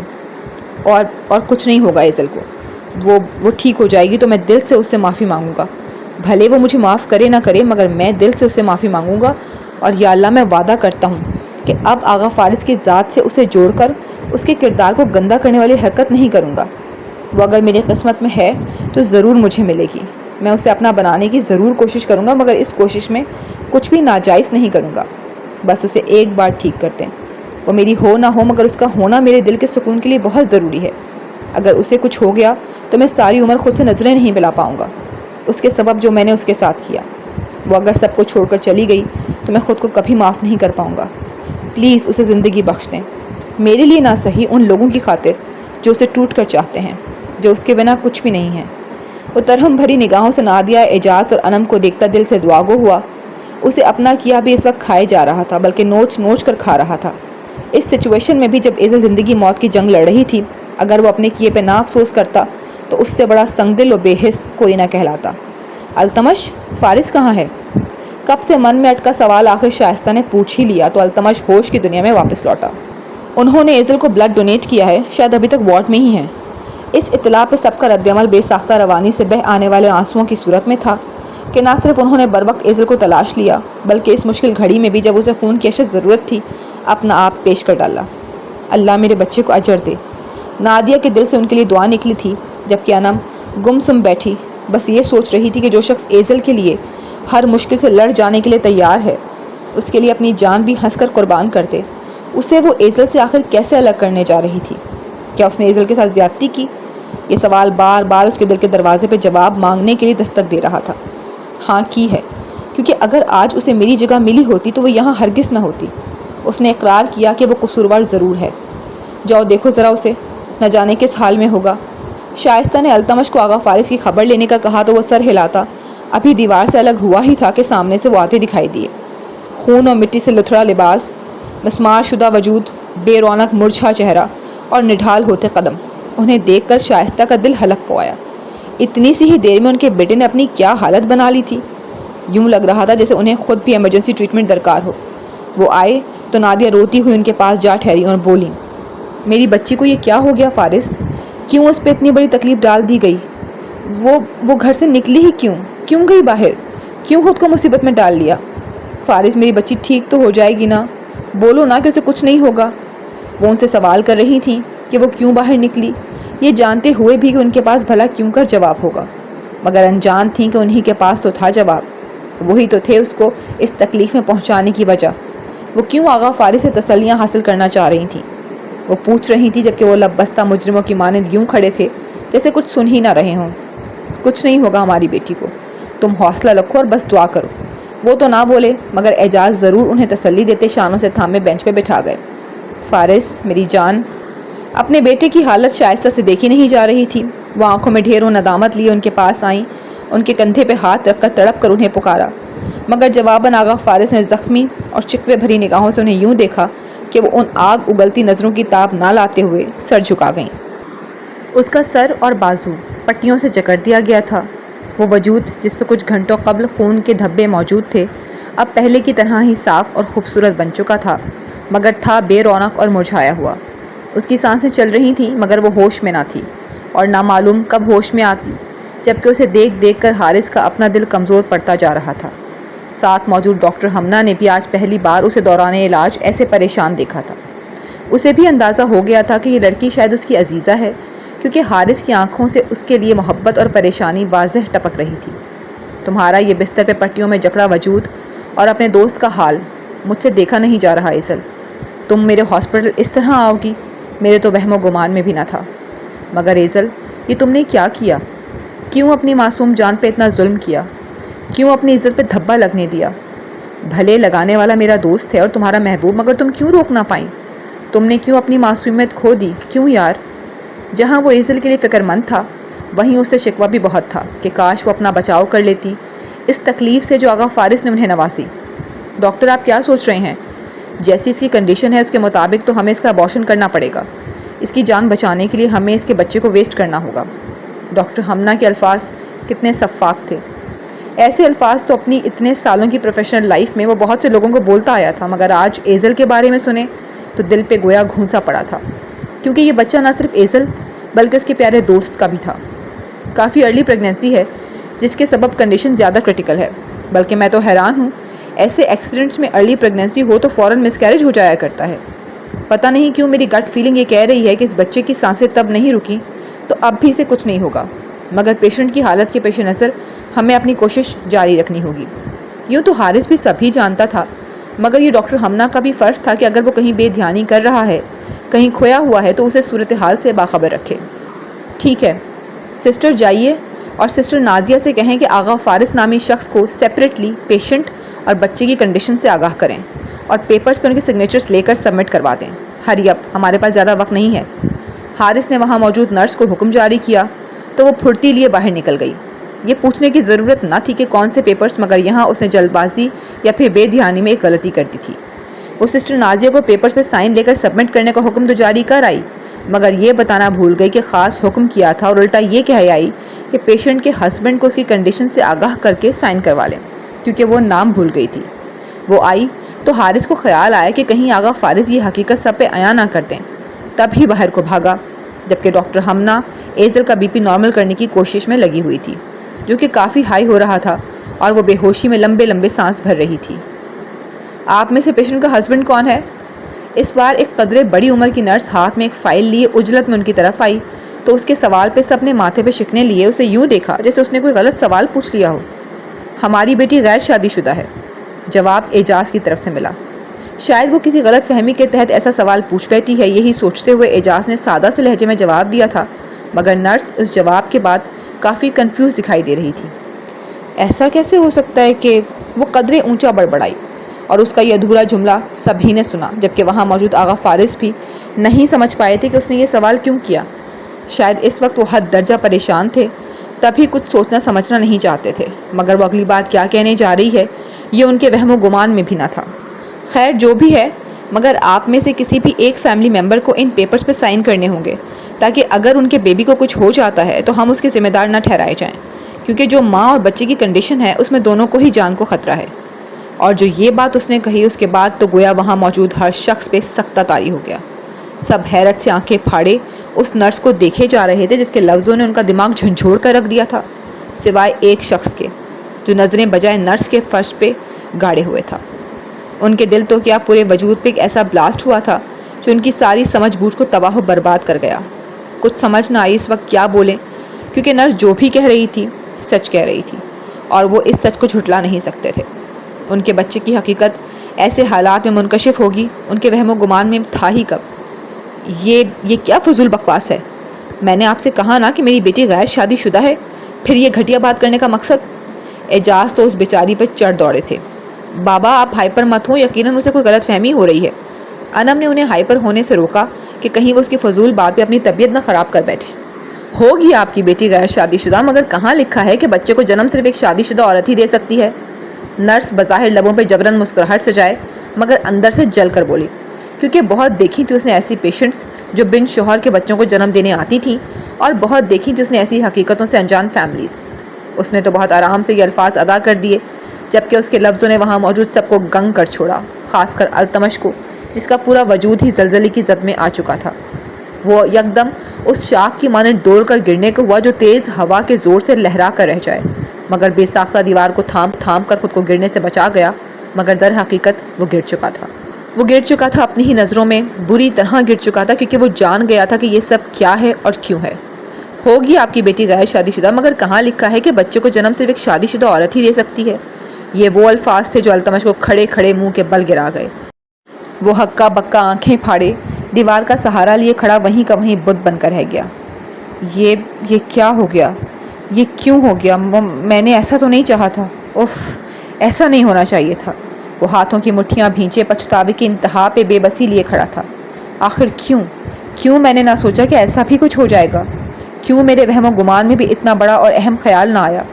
اس وقت اس کی حالت یوں تھی جیسے ابھی اپنے بالوں کو مٹھیوں میں دبوچتے ہوئے گلا پھاڑے چلانا شروع کر دے گا، مگر کس طرح خود پہ کنٹرول کیے رکھا یہ وہی جانتا تھا، ورنہ تو پاگل ہو رہا تھا، بلکہ صرف وہی نہیں، پاگل تو وہاں موجود باقی سب بھی ہو رہے تھے۔ نرس نے بات ہی ایسی کہہ دی تھی، اتنی بڑی بات ایسے کیسے منہ ڈھیلا چھوڑ کر ان کی بیٹی کے بارے میں کہہ ڈالی؟ ان کی تو دماغ کی نسیں پھٹنے تک آ گئیں۔ وہ اتنی بڑی بات کہہ گئی، مگر وہ لوگ کیا یوں ہی مان لیتے؟ نہیں، وہ یہ کبھی نہیں مان سکتے تھے کہ ان کی بیٹی ماں بننے والی ہے۔ میرا دل بند ہو جائے گا شائستہ، یہ کیا بولے جا رہی ہے؟ نادیہ دوپٹے کے پلو سے خود کو ہوا دیتی بولی، کیونکہ گھبراہٹ اور پریشانی سے ان کا پورا وجود پسینے سے نچڑ رہا تھا۔ ایسا لگ رہا تھا جسے بیٹھے بیٹھے ہی گر جائیں گی، جبکہ شائستہ تو خود حیرت کی تصویر بنی نرس کا منہ تک رہی تھی۔ آپ ابھی کے ابھی یہاں سے چلی جائیں، آپ کو دکھ نہیں رہا کہ ان سب کی کیا حالت ہے؟ اوپر سے آپ نہ جانے کیا سوچ کر یہ گھٹیا باتیں کرنے چلی آئی ہیں۔ جائیں پلیز یہاں سے، انب نے بد لحاظی سے نرس سے پیش آتے ہوئے کہا۔ اس سے قبل کہ نرس ثبوت سمیت بھانڈا پھوڑتی، حارث روم سے باہر نکلا۔ آغا فارس تو اس سب کے بعد ان سے یہ پوچھنے کے قابل بھی نہیں لگ رہے تھے کہ ان کی ایزل کیسی ہے، بس جس سچویشن میں نرس انہیں جکڑ چکی تھی اسی میں جکڑے جا چکے تھے۔ ڈاکٹر میری بہن کیسی ہے؟ حارث کو دیکھتے ہی وہ اس کی طرف بڑھی اور روتے ہوئے استفہامیہ نگاہیں اس پہ جمائے تفکر سے بھرے لہجے میں استفسار کیا، جبکہ حارث اسے اپنے سامنے دیکھ کر فوری طور پہ کچھ کہنے کی حالت میں ہی نہ رہا۔ بس گمسم سا یکٹک سفید جوڑا پہنے سجی سمری اس لڑکی کو دیکھے گیا جو آنکھوں میں ڈھیر آنسوؤں کا لیے اس کے روبرو کھڑی آج بھی اس کے دل میں اترنے کی صلاحیت رکھتی تھی، مگر افسوس کہ خود ہی اس صلاحیت سے ناواقف تھی۔ ابھی کچھ نہیں کہہ سکتا سوائے اس کے کہ اس کی جان کو بھی خطرہ ہے۔ جو چوٹیں آئی ہیں ان کی ڈریسنگ تو کر دی ہے، مگر بلڈ کی رفتار قدرے کم ہے، بی پی کافی ہائی ہے جسے کنٹرول کیا جا رہا ہے۔ اس کے لفظوں نے سب کا گویا دل دبوچ کر رکھ دیا۔ سب کی گویا اس لمحے جان لبوں پہ آ ٹھہری تھی۔ ان سب کی غیر ہوتی حالت دیکھ کر حارث کو بھی دلی دکھ پہنچا تھا۔ بھلے حارث ان لوگوں کو تکلیف نہیں پہنچانا چاہتا تھا، مگر ایک ڈاکٹر ہونے کے ناطے وہ ان سے ایزل کی کنڈیشن کو لے کر کوئی جھوٹ بھی نہیں بول سکتا تھا۔ ہاں، مگر ایک سچ اس نے ضرور چھپایا تھا، اور وہ یہ کہ ایزل امید سے ہے، اور بچے کے سبب بھی اس کی جان کو خطرہ ہے، یعنی دونوں طرف سے خطرہ۔ اگر اگلے 12 سے 24 گھنٹوں کے اندر اندر ہوش میں نہیں آتی تو بھی، اور بچے کے سبب بھی۔ اس وقت باقی سب تو ایک طرف، مگر آغا فارس یوں تھے جیسے کسی نے سینے میں خنجر گھونپ ڈالا ہو۔ انہیں اپنے سینے سے سرخ سیال بہتا محسوس ہو رہا تھا۔ یوں لگ رہا تھا جیسے حارث نے انہیں ان کی موت کی نوید سنائی ہو کہ تمہارے پاس امید کے فقط چند گھنٹے بچے ہیں۔ اگر گھنٹے ختم تو امید بھی ختم، اور اگر امید ختم تو تمہاری زندگی بھی ختم۔ میری ایزل، میری زندگی۔ ان کا دل خون کے آنسو روتا زور زور سے چلایا تھا۔ کیا جان کو خطرہ؟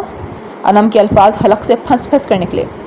چونکہ چوٹ سر پہ کافی گہری لگی تھی، اس لیے اگر وہ ہوش میں نہیں آتی، مگر زندگی لکھی ہے تو کوما میں جانے کے خدشات بھی تھے۔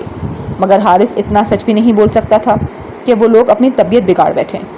انم تو وہیں پھوٹ پھوٹ کر رو پڑی، جبکہ حارث کا اس لمحے جی چاہا کہ اس روتی ہوئی لڑکی کو اپنی باہوں کا سہارا دے کر اسے محبت سے تھپ تھپائے، اس کے آنسو پونچھے، اسے چپ کروائے، مگر کتنا بے بس تھا وہ کہ ایسا کوئی حق اسے حاصل ہی نہ تھا۔ وہ بس اسے روتا ہوا دیکھ سکتا تھا، مگر ہاتھ آگے بڑھا کر اس کے آنسو پہنچنا تو دور کی بات، اسے 2 لفظ تسلی تک کے نہیں کہہ سکتا تھا۔ ڈاکٹر لوگ سائن کرنے کو راضی ہی نہیں، انفیکٹ یہ لوگ یہ تک ماننے کو تیار نہیں کہ ان کی بیٹی شادی شدہ۔ Oh will you please shut up? Nurse جو تب سے فائل لیے کھڑی تھی اب پھر سے بولی تو انم اس پہ پھٹ پڑی۔ آپ سے کہا ہے نا کہ میری بہن شادی شدہ نہیں ہے تو مطلب نہیں ہے، پھر کیوں بچے بچے کی رٹ لگا رکھی ہے؟ جاتی کیوں نہیں آپ یہاں سے؟ ایک تو پہلے ہی وہ ہر لمحہ ایزل کی پریشانی میں تکلیف اور اسے کھونے کے خوف سے تڑپ رہی تھی، اوپر سے نرس کی بار بار کی وہی بات اس کا دماغ گھما گئی۔ وہ اگر نہ بولتی تو ضرور اعجاز بول اٹھتے۔ وہ کیا چلائی، چند لمحوں کے لیے وہاں خاموشی ہی چھا گئی، جبکہ حارث ان چند فکروں سے معاملے کی تہ تک پہنچ گیا، یعنی جو حکم اس نے دیا تھا اس پہ عمل نہیں کیا گیا۔ اسے ان دونوں نرسز پہ غصہ تو بہت آیا تھا، مگر اس وقت سوائے ضبط کرنے کے کوئی چارہ نہ تھا اس کے پاس۔ معاف کیجیے گا، انہیں مس انڈرسٹینڈنگ ہوئی ہے۔ دراصل ایزل نامی ایک اور لڑکی یہاں ایڈمٹ ہے، and she is pregnant. Sister, یہ اس کی فیملی نہیں ہے، آپ پلیز جائیے۔ حارث نے بروقت جھوٹ کا سہارا لیتے ہوئے بات کو سنبھالا۔ اس کا یہ کہنا تھا کہ کب سے خود کو لان تان کرتے التمش نے ایک جھٹکے سے سر اٹھایا اور حیرت سے پھٹی آنکھیں لیے حارث کو دیکھا۔ تو اس کا مطلب ایسا کچھ بھی نہیں ہے، یہ ایک محض ایک مس انڈرسٹینڈنگ تھی؟ او میرے خدا، تیرا شکر ہے کہ ایسا کچھ بھی نہیں، شکر ہے کہ یہ جھوٹ نکلا۔ اس نے دل و جان سے شکر بھری سانس خارج کی، دل سے شکر بھی ادا کیا، پہاڑ جتنا بوجھ تھا جو اس کے دل سے اترا تھا، مگر وہ نہیں جانتا تھا کہ اس کا یہ شکر بے فائدہ نکلے گا۔ اس سے قبل کہ نرس تذبذب میں گھری حارث کو حیرت سے دیکھتے اس کے حکم کی تعمیل کو آگے بڑھتی، آغا فارس اپنے بھاری قدم اٹھاتے اس کے سامنے چلے آئے اور عجیب خاموش نگاہوں سے اس فائل کو دیکھنے لگے جو اس کے ہاتھوں میں تھی۔ ان کے دل و دماغ میں اس وقت کیا چل رہا ہے، وہ کیا کہنے اور کرنے جا رہے ہیں، نہ جانے کیسے حارث بھام گیا تھا۔ اس سے قبل کہ وہ لبوں سے وہ حقیقت بیان کرتے جو حارث چھپا گیا تھا، حارث نے جلدی سے اسے پکارا۔ فارس، مجھے تم سے ایک ضروری بات کرنی ہے، میرے ساتھ آؤ۔ اس نے ان کا بازو پکڑ کر انہیں اپنے ساتھ ایک طرف لے جانا چاہا تاکہ اسے کچھ بھی بتانے سے روک سکیں، کیونکہ اس وقت ایزل کی جو کنڈیشن تھی اس میں بچے کا بچ جانا بھی مشکل تھا، اور اگر بچہ نہ رہتا تو اس حقیقت کو کھول کر وہ بلا وجہ ہی سب کی نظروں میں گر جاتے۔ فارس، میں تم سے کچھ کہہ رہا ہوں، میرے ساتھ آؤ، اٹس ویری ارجنٹ۔ اس نے آغا فارس کے کان کے قریب ہوتے ہوئے دبی دبی آواز میں قدرے زور دیتے ہوئے کہا، مگر وہ ابھی بھی تس سے مس نہ ہوئے۔ آپ کو سنائی نہیں دیتا؟ جب کہہ دیا ہے ڈاکٹر نے بھی کہ ہماری پیشنٹ پریگننٹ نہیں ہے تو ابھی تک فائل لیے کھڑے رہنے کا مقصد؟ انم کاٹ کھانے کو دوڑ رہی تھی۔ نرس اس کا آگ بگولا چہرہ دیکھتی جانے کو تھی جب ایک بار پھر آغا فارس اس کے سامنے آ گئے اور فائل اور پین اس کے ہاتھ سے جھپٹتے ہوئے برقی تیزی سے تمام کاغذات پہ سائن کرتے گئے، جبکہ ان کی اس حرکت پہ باقی سب حیرت سے کھلا منہ لیے انہیں دیکھتے ہی رہ گئے کہ یہ آخر وہ کیا کر رہے ہیں، کیوں کر رہے ہیں؟ کہیں وہ پاگل تو نہیں ہو گئے؟ فارس، یہ کیا کر رہے ہو تم؟ پاگل تو نہیں ہو گئے؟ اس سگریچرز کرنے کا کیا مقصد ہے بھلا؟ شائستہ بھڑکتی ہوئی اٹھ کھڑی ہوئی، جبکہ نرس فائل لیے آرام سے وہاں سے نکل گئی، مگر آغا فارس سب کی الجھی اور پھٹی نگاہوں کی زد میں آئے ہوئے تھے۔ کچھ بھی مت بولنا فارس، کیونکہ اگر اس بچے کو ہم نہ بچا پائے تو اس کا نام و نشان مٹ جائے گا اور یہ راز اندر ہی اندر دفن ہو کر رہ جائے گا۔ آغا فارس کے بازو پہ اپنے ہاتھ کا دباؤ ڈالتا وہ پھر سے دبی آواز میں بولا، مگر آغا فارس تو جیسے اسے سن ہی نہیں رہے تھے۔ کوئی نہیں جان پائے گا کہ کیا ہوا، کوئی نہیں جان پائے گا کہ ایزل کبھی پریگننٹ تھی، اس لیے فی الحال تمہارا چپ رہنا ہی بہتر۔ یہ سچ ہے کہ ایزل پریگننٹ ہے۔ اس سے پہلے کہ حارث اپنا جملہ مکمل کرتا، آغا فارس کے لفظوں نے گویا اس کے لبوں کو ایلفی سے چپکا دیا۔ تو وہ حقیقت جس سے حارث انہیں کب سے روکنے کی صحیح کر رہا تھا وہ آخر انہوں نے کھول ہی دی۔ انم کی وہ بات جو اس نے نرس سے کہی اسے انہوں نے جھوٹ ثابت کر ڈالا۔ یہ سچ ہے کہ ایزل پریگننٹ ہے۔ یہ الفاظ نہیں تھے بلکہ وہ آسمان تھا جو سب کے سروں پہ آ گرا تھا۔ یہ الفاظ تو نرس نے بھی ادا کیے تھے مگر فرق یہ تھا کہ وہ غیر تھی۔ مگر اب یہ الفاظ ادا کرنے والا کوئی اور نہیں بلکہ آغا فارس تھے۔ وہ آغا فارس جو اتنی بڑی بات یوں ہی نہیں کر سکتے تھے۔ وہ آغا فارس جن کی بات کو کوئی بھی جھٹلا نہیں سکتا تھا۔ تبھی اس وقت سب کی صورت دیکھنے والی تھی۔ یہ کیا کہہ رہے ہو؟ ہوش میں تو ہو تم؟ شائستہ درستی سے ان کا بازو اپنی طرف کھینچتی بولی، جبکہ ان سب میں صرف التمش ہی تھا جو جان گیا تھا کہ وہ پورے ہوش و حواس میں ہیں، وہ سچ کہہ رہے ہیں، اور اس سچ پہ وہ چکرا کر گرنے کو ہوا تھا۔ اس انکشاف پہ اس کے دماغ کی دنیا ہل کر رہ گئی تھی۔ آج ہی تو ہوش میں آیا ہوں ماما، اور اسی ہوش کے ساتھ آپ کو بتانا چاہتا ہوں کہ ایزل واقعی امید سے ہے، اور اس بچے کا باپ کوئی اور نہیں بلکہ اس بلکہ سے آگے وہاں موجود سب کی سانسیں رک گئیں، بلکہ میں ہوں۔ اور اس لمحے گویا سب کے سروں پہ بم پھٹا جو ان کے پورے وجود کے چیتھڑے اڑا گیا۔ زمین تو اب پھٹی تھی، آسمان تو اب گرا تھا، پہاڑ تو اب ٹوٹا تھا، بلکہ انہیں یوں لگا جیسے آغا فارس نے اپنے لفظوں سے انہیں کسی گہری کھائی میں منہ کے بل گرا ڈالا ہو۔ اس لمحے جیسے سب کی سانسیں تھم چکی تھیں، دھڑکنیں دھڑکنا پھول چکی تھیں، سب یوں تھے جیسے سانپ سونگھ گیا ہو، بلکہ سب یوں تھے جیسے وہاں ہوں ہی نہ، یہ سب ان کے بت ہوں اور ان میں روح موجود ہی نہ ہو، اور آغا فارس نے ان کی روح ہی تو فنا کر ڈالی تھی، کھڑے کھڑے اپنے لفظوں سے ان کی جان ہی تو نکال ڈالی تھی۔ انم کیا، نادیہ کیا، اعجاز اور شائستہ کیا، سب ہی کھڑے کھڑے کوما میں جا چکے تھے۔ وجود پہ سکتہ طاری ہو چکا تھا اور دماغ تو گویا بھگ سے اٹھ چکا تھا۔ ہاں مگر حارث تھا جس نے ایک افسوس بھری نگاہ سے آغا فارس کو دیکھا اور واپس ایمرجنسی روم میں داخل ہو گیا کہ اب جب انہوں نے پیپرز پہ سائن کر ڈالے تھے تو انہیں مزید ٹریٹمنٹ شروع کرنا تھا تاکہ بچے کی جان کو جو خطرہ ہے اس سے نمٹ سکیں۔ اور ویسے بھی وہ آگے کے مناظر نہیں دیکھ سکتا تھا، جانتا تھا کہ اب سب آغا فارس سے کس طرح پیش آئیں گے۔ وہ تو چلا گیا مگر یہاں کا سکتہ ابھی بھی نہ ٹوٹا۔ سب کو یوں لگ رہا تھا جیسے ان کی سماعتوں نے کچھ غلط سن لیا ہو۔ ایسا بھلا کیسے ہو سکتا ہے؟ ایزل امید سے کیسے ہو سکتی ہے، اور وہ بچہ بھی کسی اور کا نہیں بلکہ اس شخص کا ہے جس کے متعلق وہ مر کر بھی نہیں سوچ سکتے تھے کہ وہ کسی لڑکی کے ساتھ ایسا کر سکتا ہے، خاص کر اس لڑکی کے ساتھ جس کی عزت کی حفاظت کی خاطر وہ پوری دنیا سے لڑ سکتے تھے۔ باقی سب تو دنگ تھے، شاک ششتر، مگر شائستہ کے دماغ میں اس وقت ایک جھماکا سا ہوا تھا۔ آپ میرا یقین کریں پھپھو، آقا نے میرے ساتھ کچھ غلط نہیں کیا۔ ہاں مانا کہ ہم بہک گئے تھے اور بہت سی حدیں طے پا گئیں، مگر جو آپ سوچ رہی ہیں وہ سب کرنے کا ہم سوچ بھی نہیں سکتے۔ تو یعنی اس صبح انہوں نے جو دیکھا وہ سب سچ تھا، اور جو کچھ بھی ایزل نے کہا وہ سب جھوٹ۔ شائستہ کا اس پل پورے کا پورا وجود یہ خیال آتے ہی غش کھا کر رہ گیا۔ وہ اپنے لفظوں کا سور پھونک چکے تھے، جبکہ اس سور سے سب کو اپنے پیروں تلے سے جان نکلتی محسوس ہوئی۔ ان سب کے حیرت، بے یقینی، تکلیف جیسے ملے جلے تاثرات اور جذبات ٹپکاتے چہرے دیکھ کر بے اختیار آغا فارس کا سر شرم سے جھک کر رہ گیا۔ یہاں آغا فارس کا سر جھکا تو وہاں بے ساختہ شائستہ کا ہاتھ اٹھا، اور اتنی زور سے اٹھا کہ لمحوں کے اندر ان کے گال پہ اپنا نقش چھوڑتا چلا گیا۔ یہ ان کی زندگی کا دوسرا تھپڑ تھا جو انہوں نے اپنی ماں سے کھایا تھا۔ وہ لڑکھڑائے اور دیوار سے جا لگے۔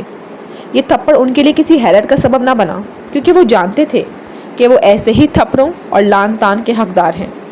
اس وقت یہ لوگ اگر انہیں جان سے بھی مار دیتے تو وہ تک نہ کرتے کہ وہ اسی کے لائق تھے۔ وہ تو سنبھل گئے مگر اعجاز خود کو نہ سنبھال پائے اور دل تھامے کرسی پہ بیٹھتے چلے گئے۔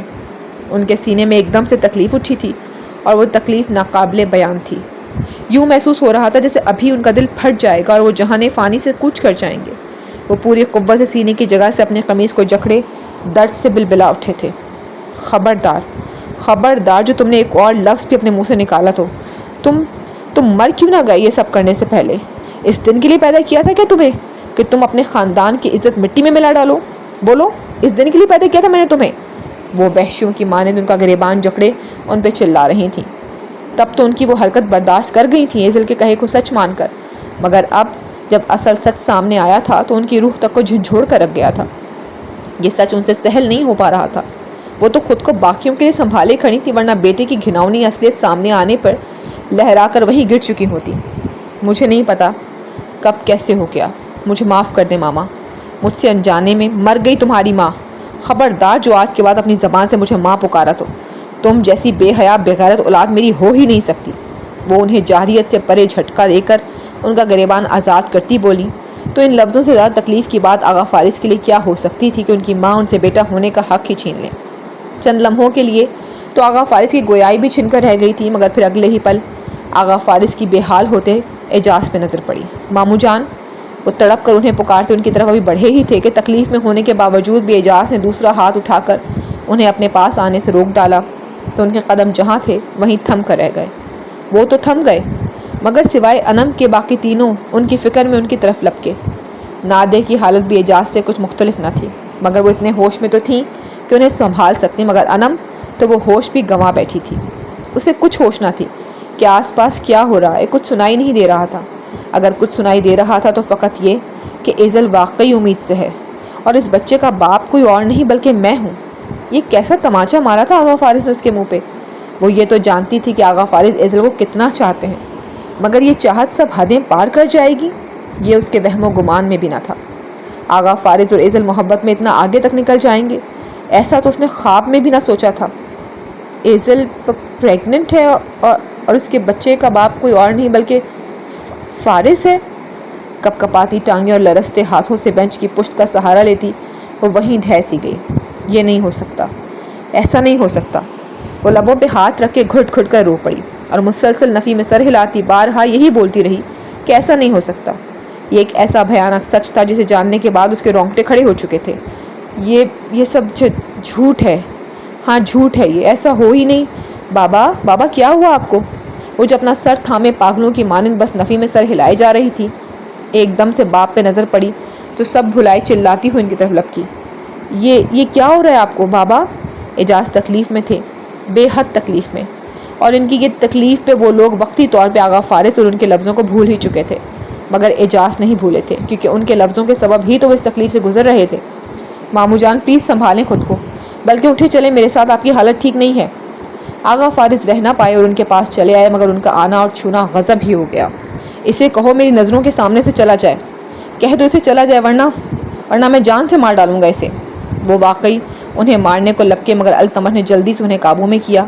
وہ بھاگ کر پانی لے آیا تھا اور اب ان سے منتیں کر رہا تھا کہ پی لیں، مگر وہ کسی کی نہیں سن رہے تھے، نہ ہی وہاں سے اٹھ رہے تھے، نہ ہی پانی پی رہے تھے۔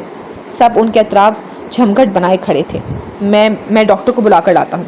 اب کے التمش نے جلدی سے ڈاکٹر کو بلانا چاہا، مگر اعجاز نے یہاں بھی اسے روک ڈالا۔ نہیں ضرورت مجھے کسی کی بھی، مر جانے دو مجھے، یہ سب سننے کے بعد میں مر ہی جاؤں تو اچھا ہے۔ ان کی بات پہ سب کا دل تڑپ اٹھا۔ اللہ نہ کرے اعجاز، اللہ نہ کرے آپ کو کچھ ہو، مرے تو وہ جس نے آپ کو اس حال میں پہنچا ڈالا ہے۔ وہ زہر خن لہجہ لیے اٹھی اور آغا فارس کے روبرو جا کھڑی ہوئیں۔ شرم نہیں آئی تمہیں؟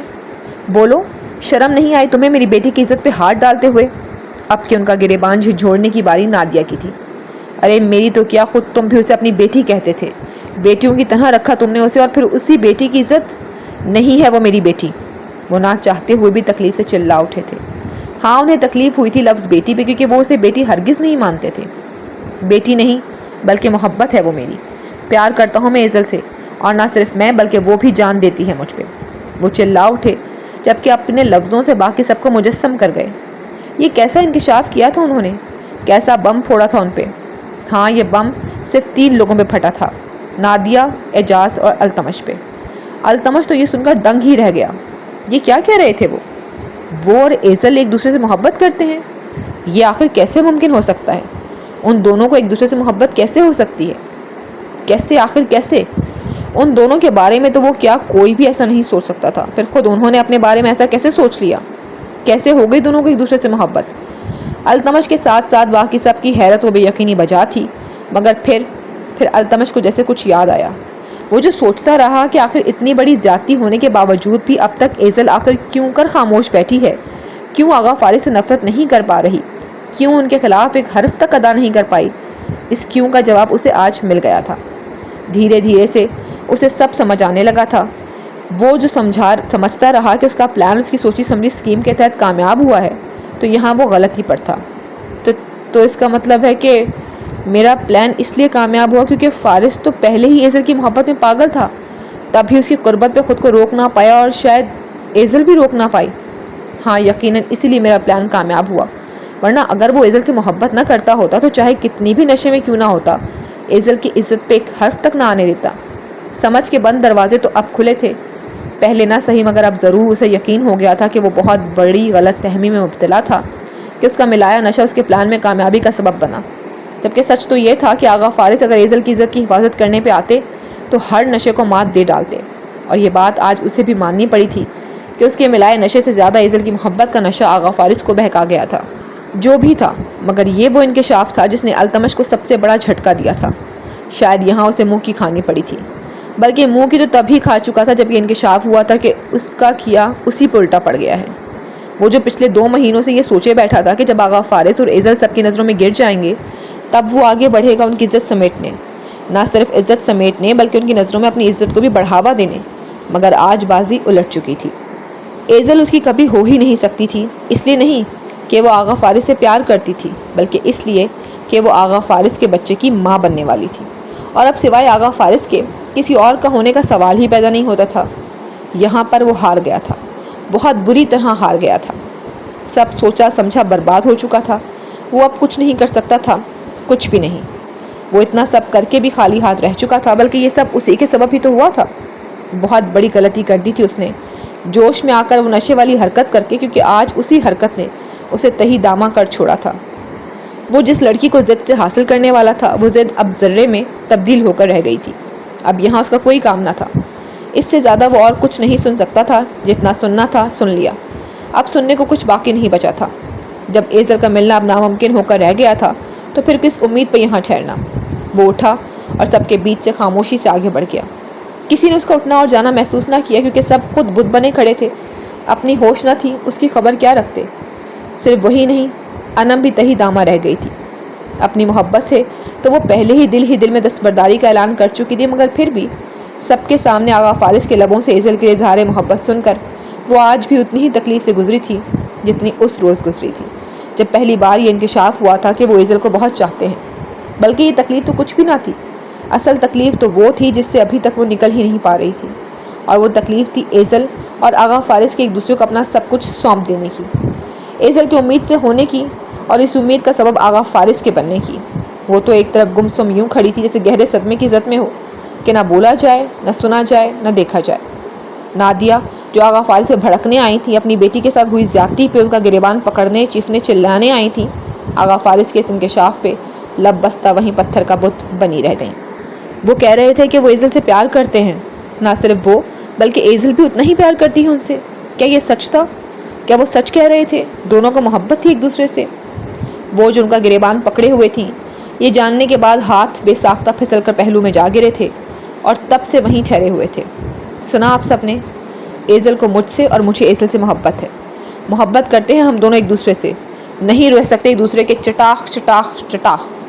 اس سے قبل کہ وہ اپنی بات مکمل کرتے، کسی نے اسے بازو سے پکڑ کر اپنی طرف کھینچا اور پوری قوت سے ایک نہیں، دو نہیں بلکہ تین زناٹے دار تھپڑ ایک کے بعد ایک ان کے منہ پر دے مارے کہ آغا فارس کو چند ثانیوں کے لیے تو سمجھ ہی نہ آیا کہ ان کے ساتھ ہوا کیا۔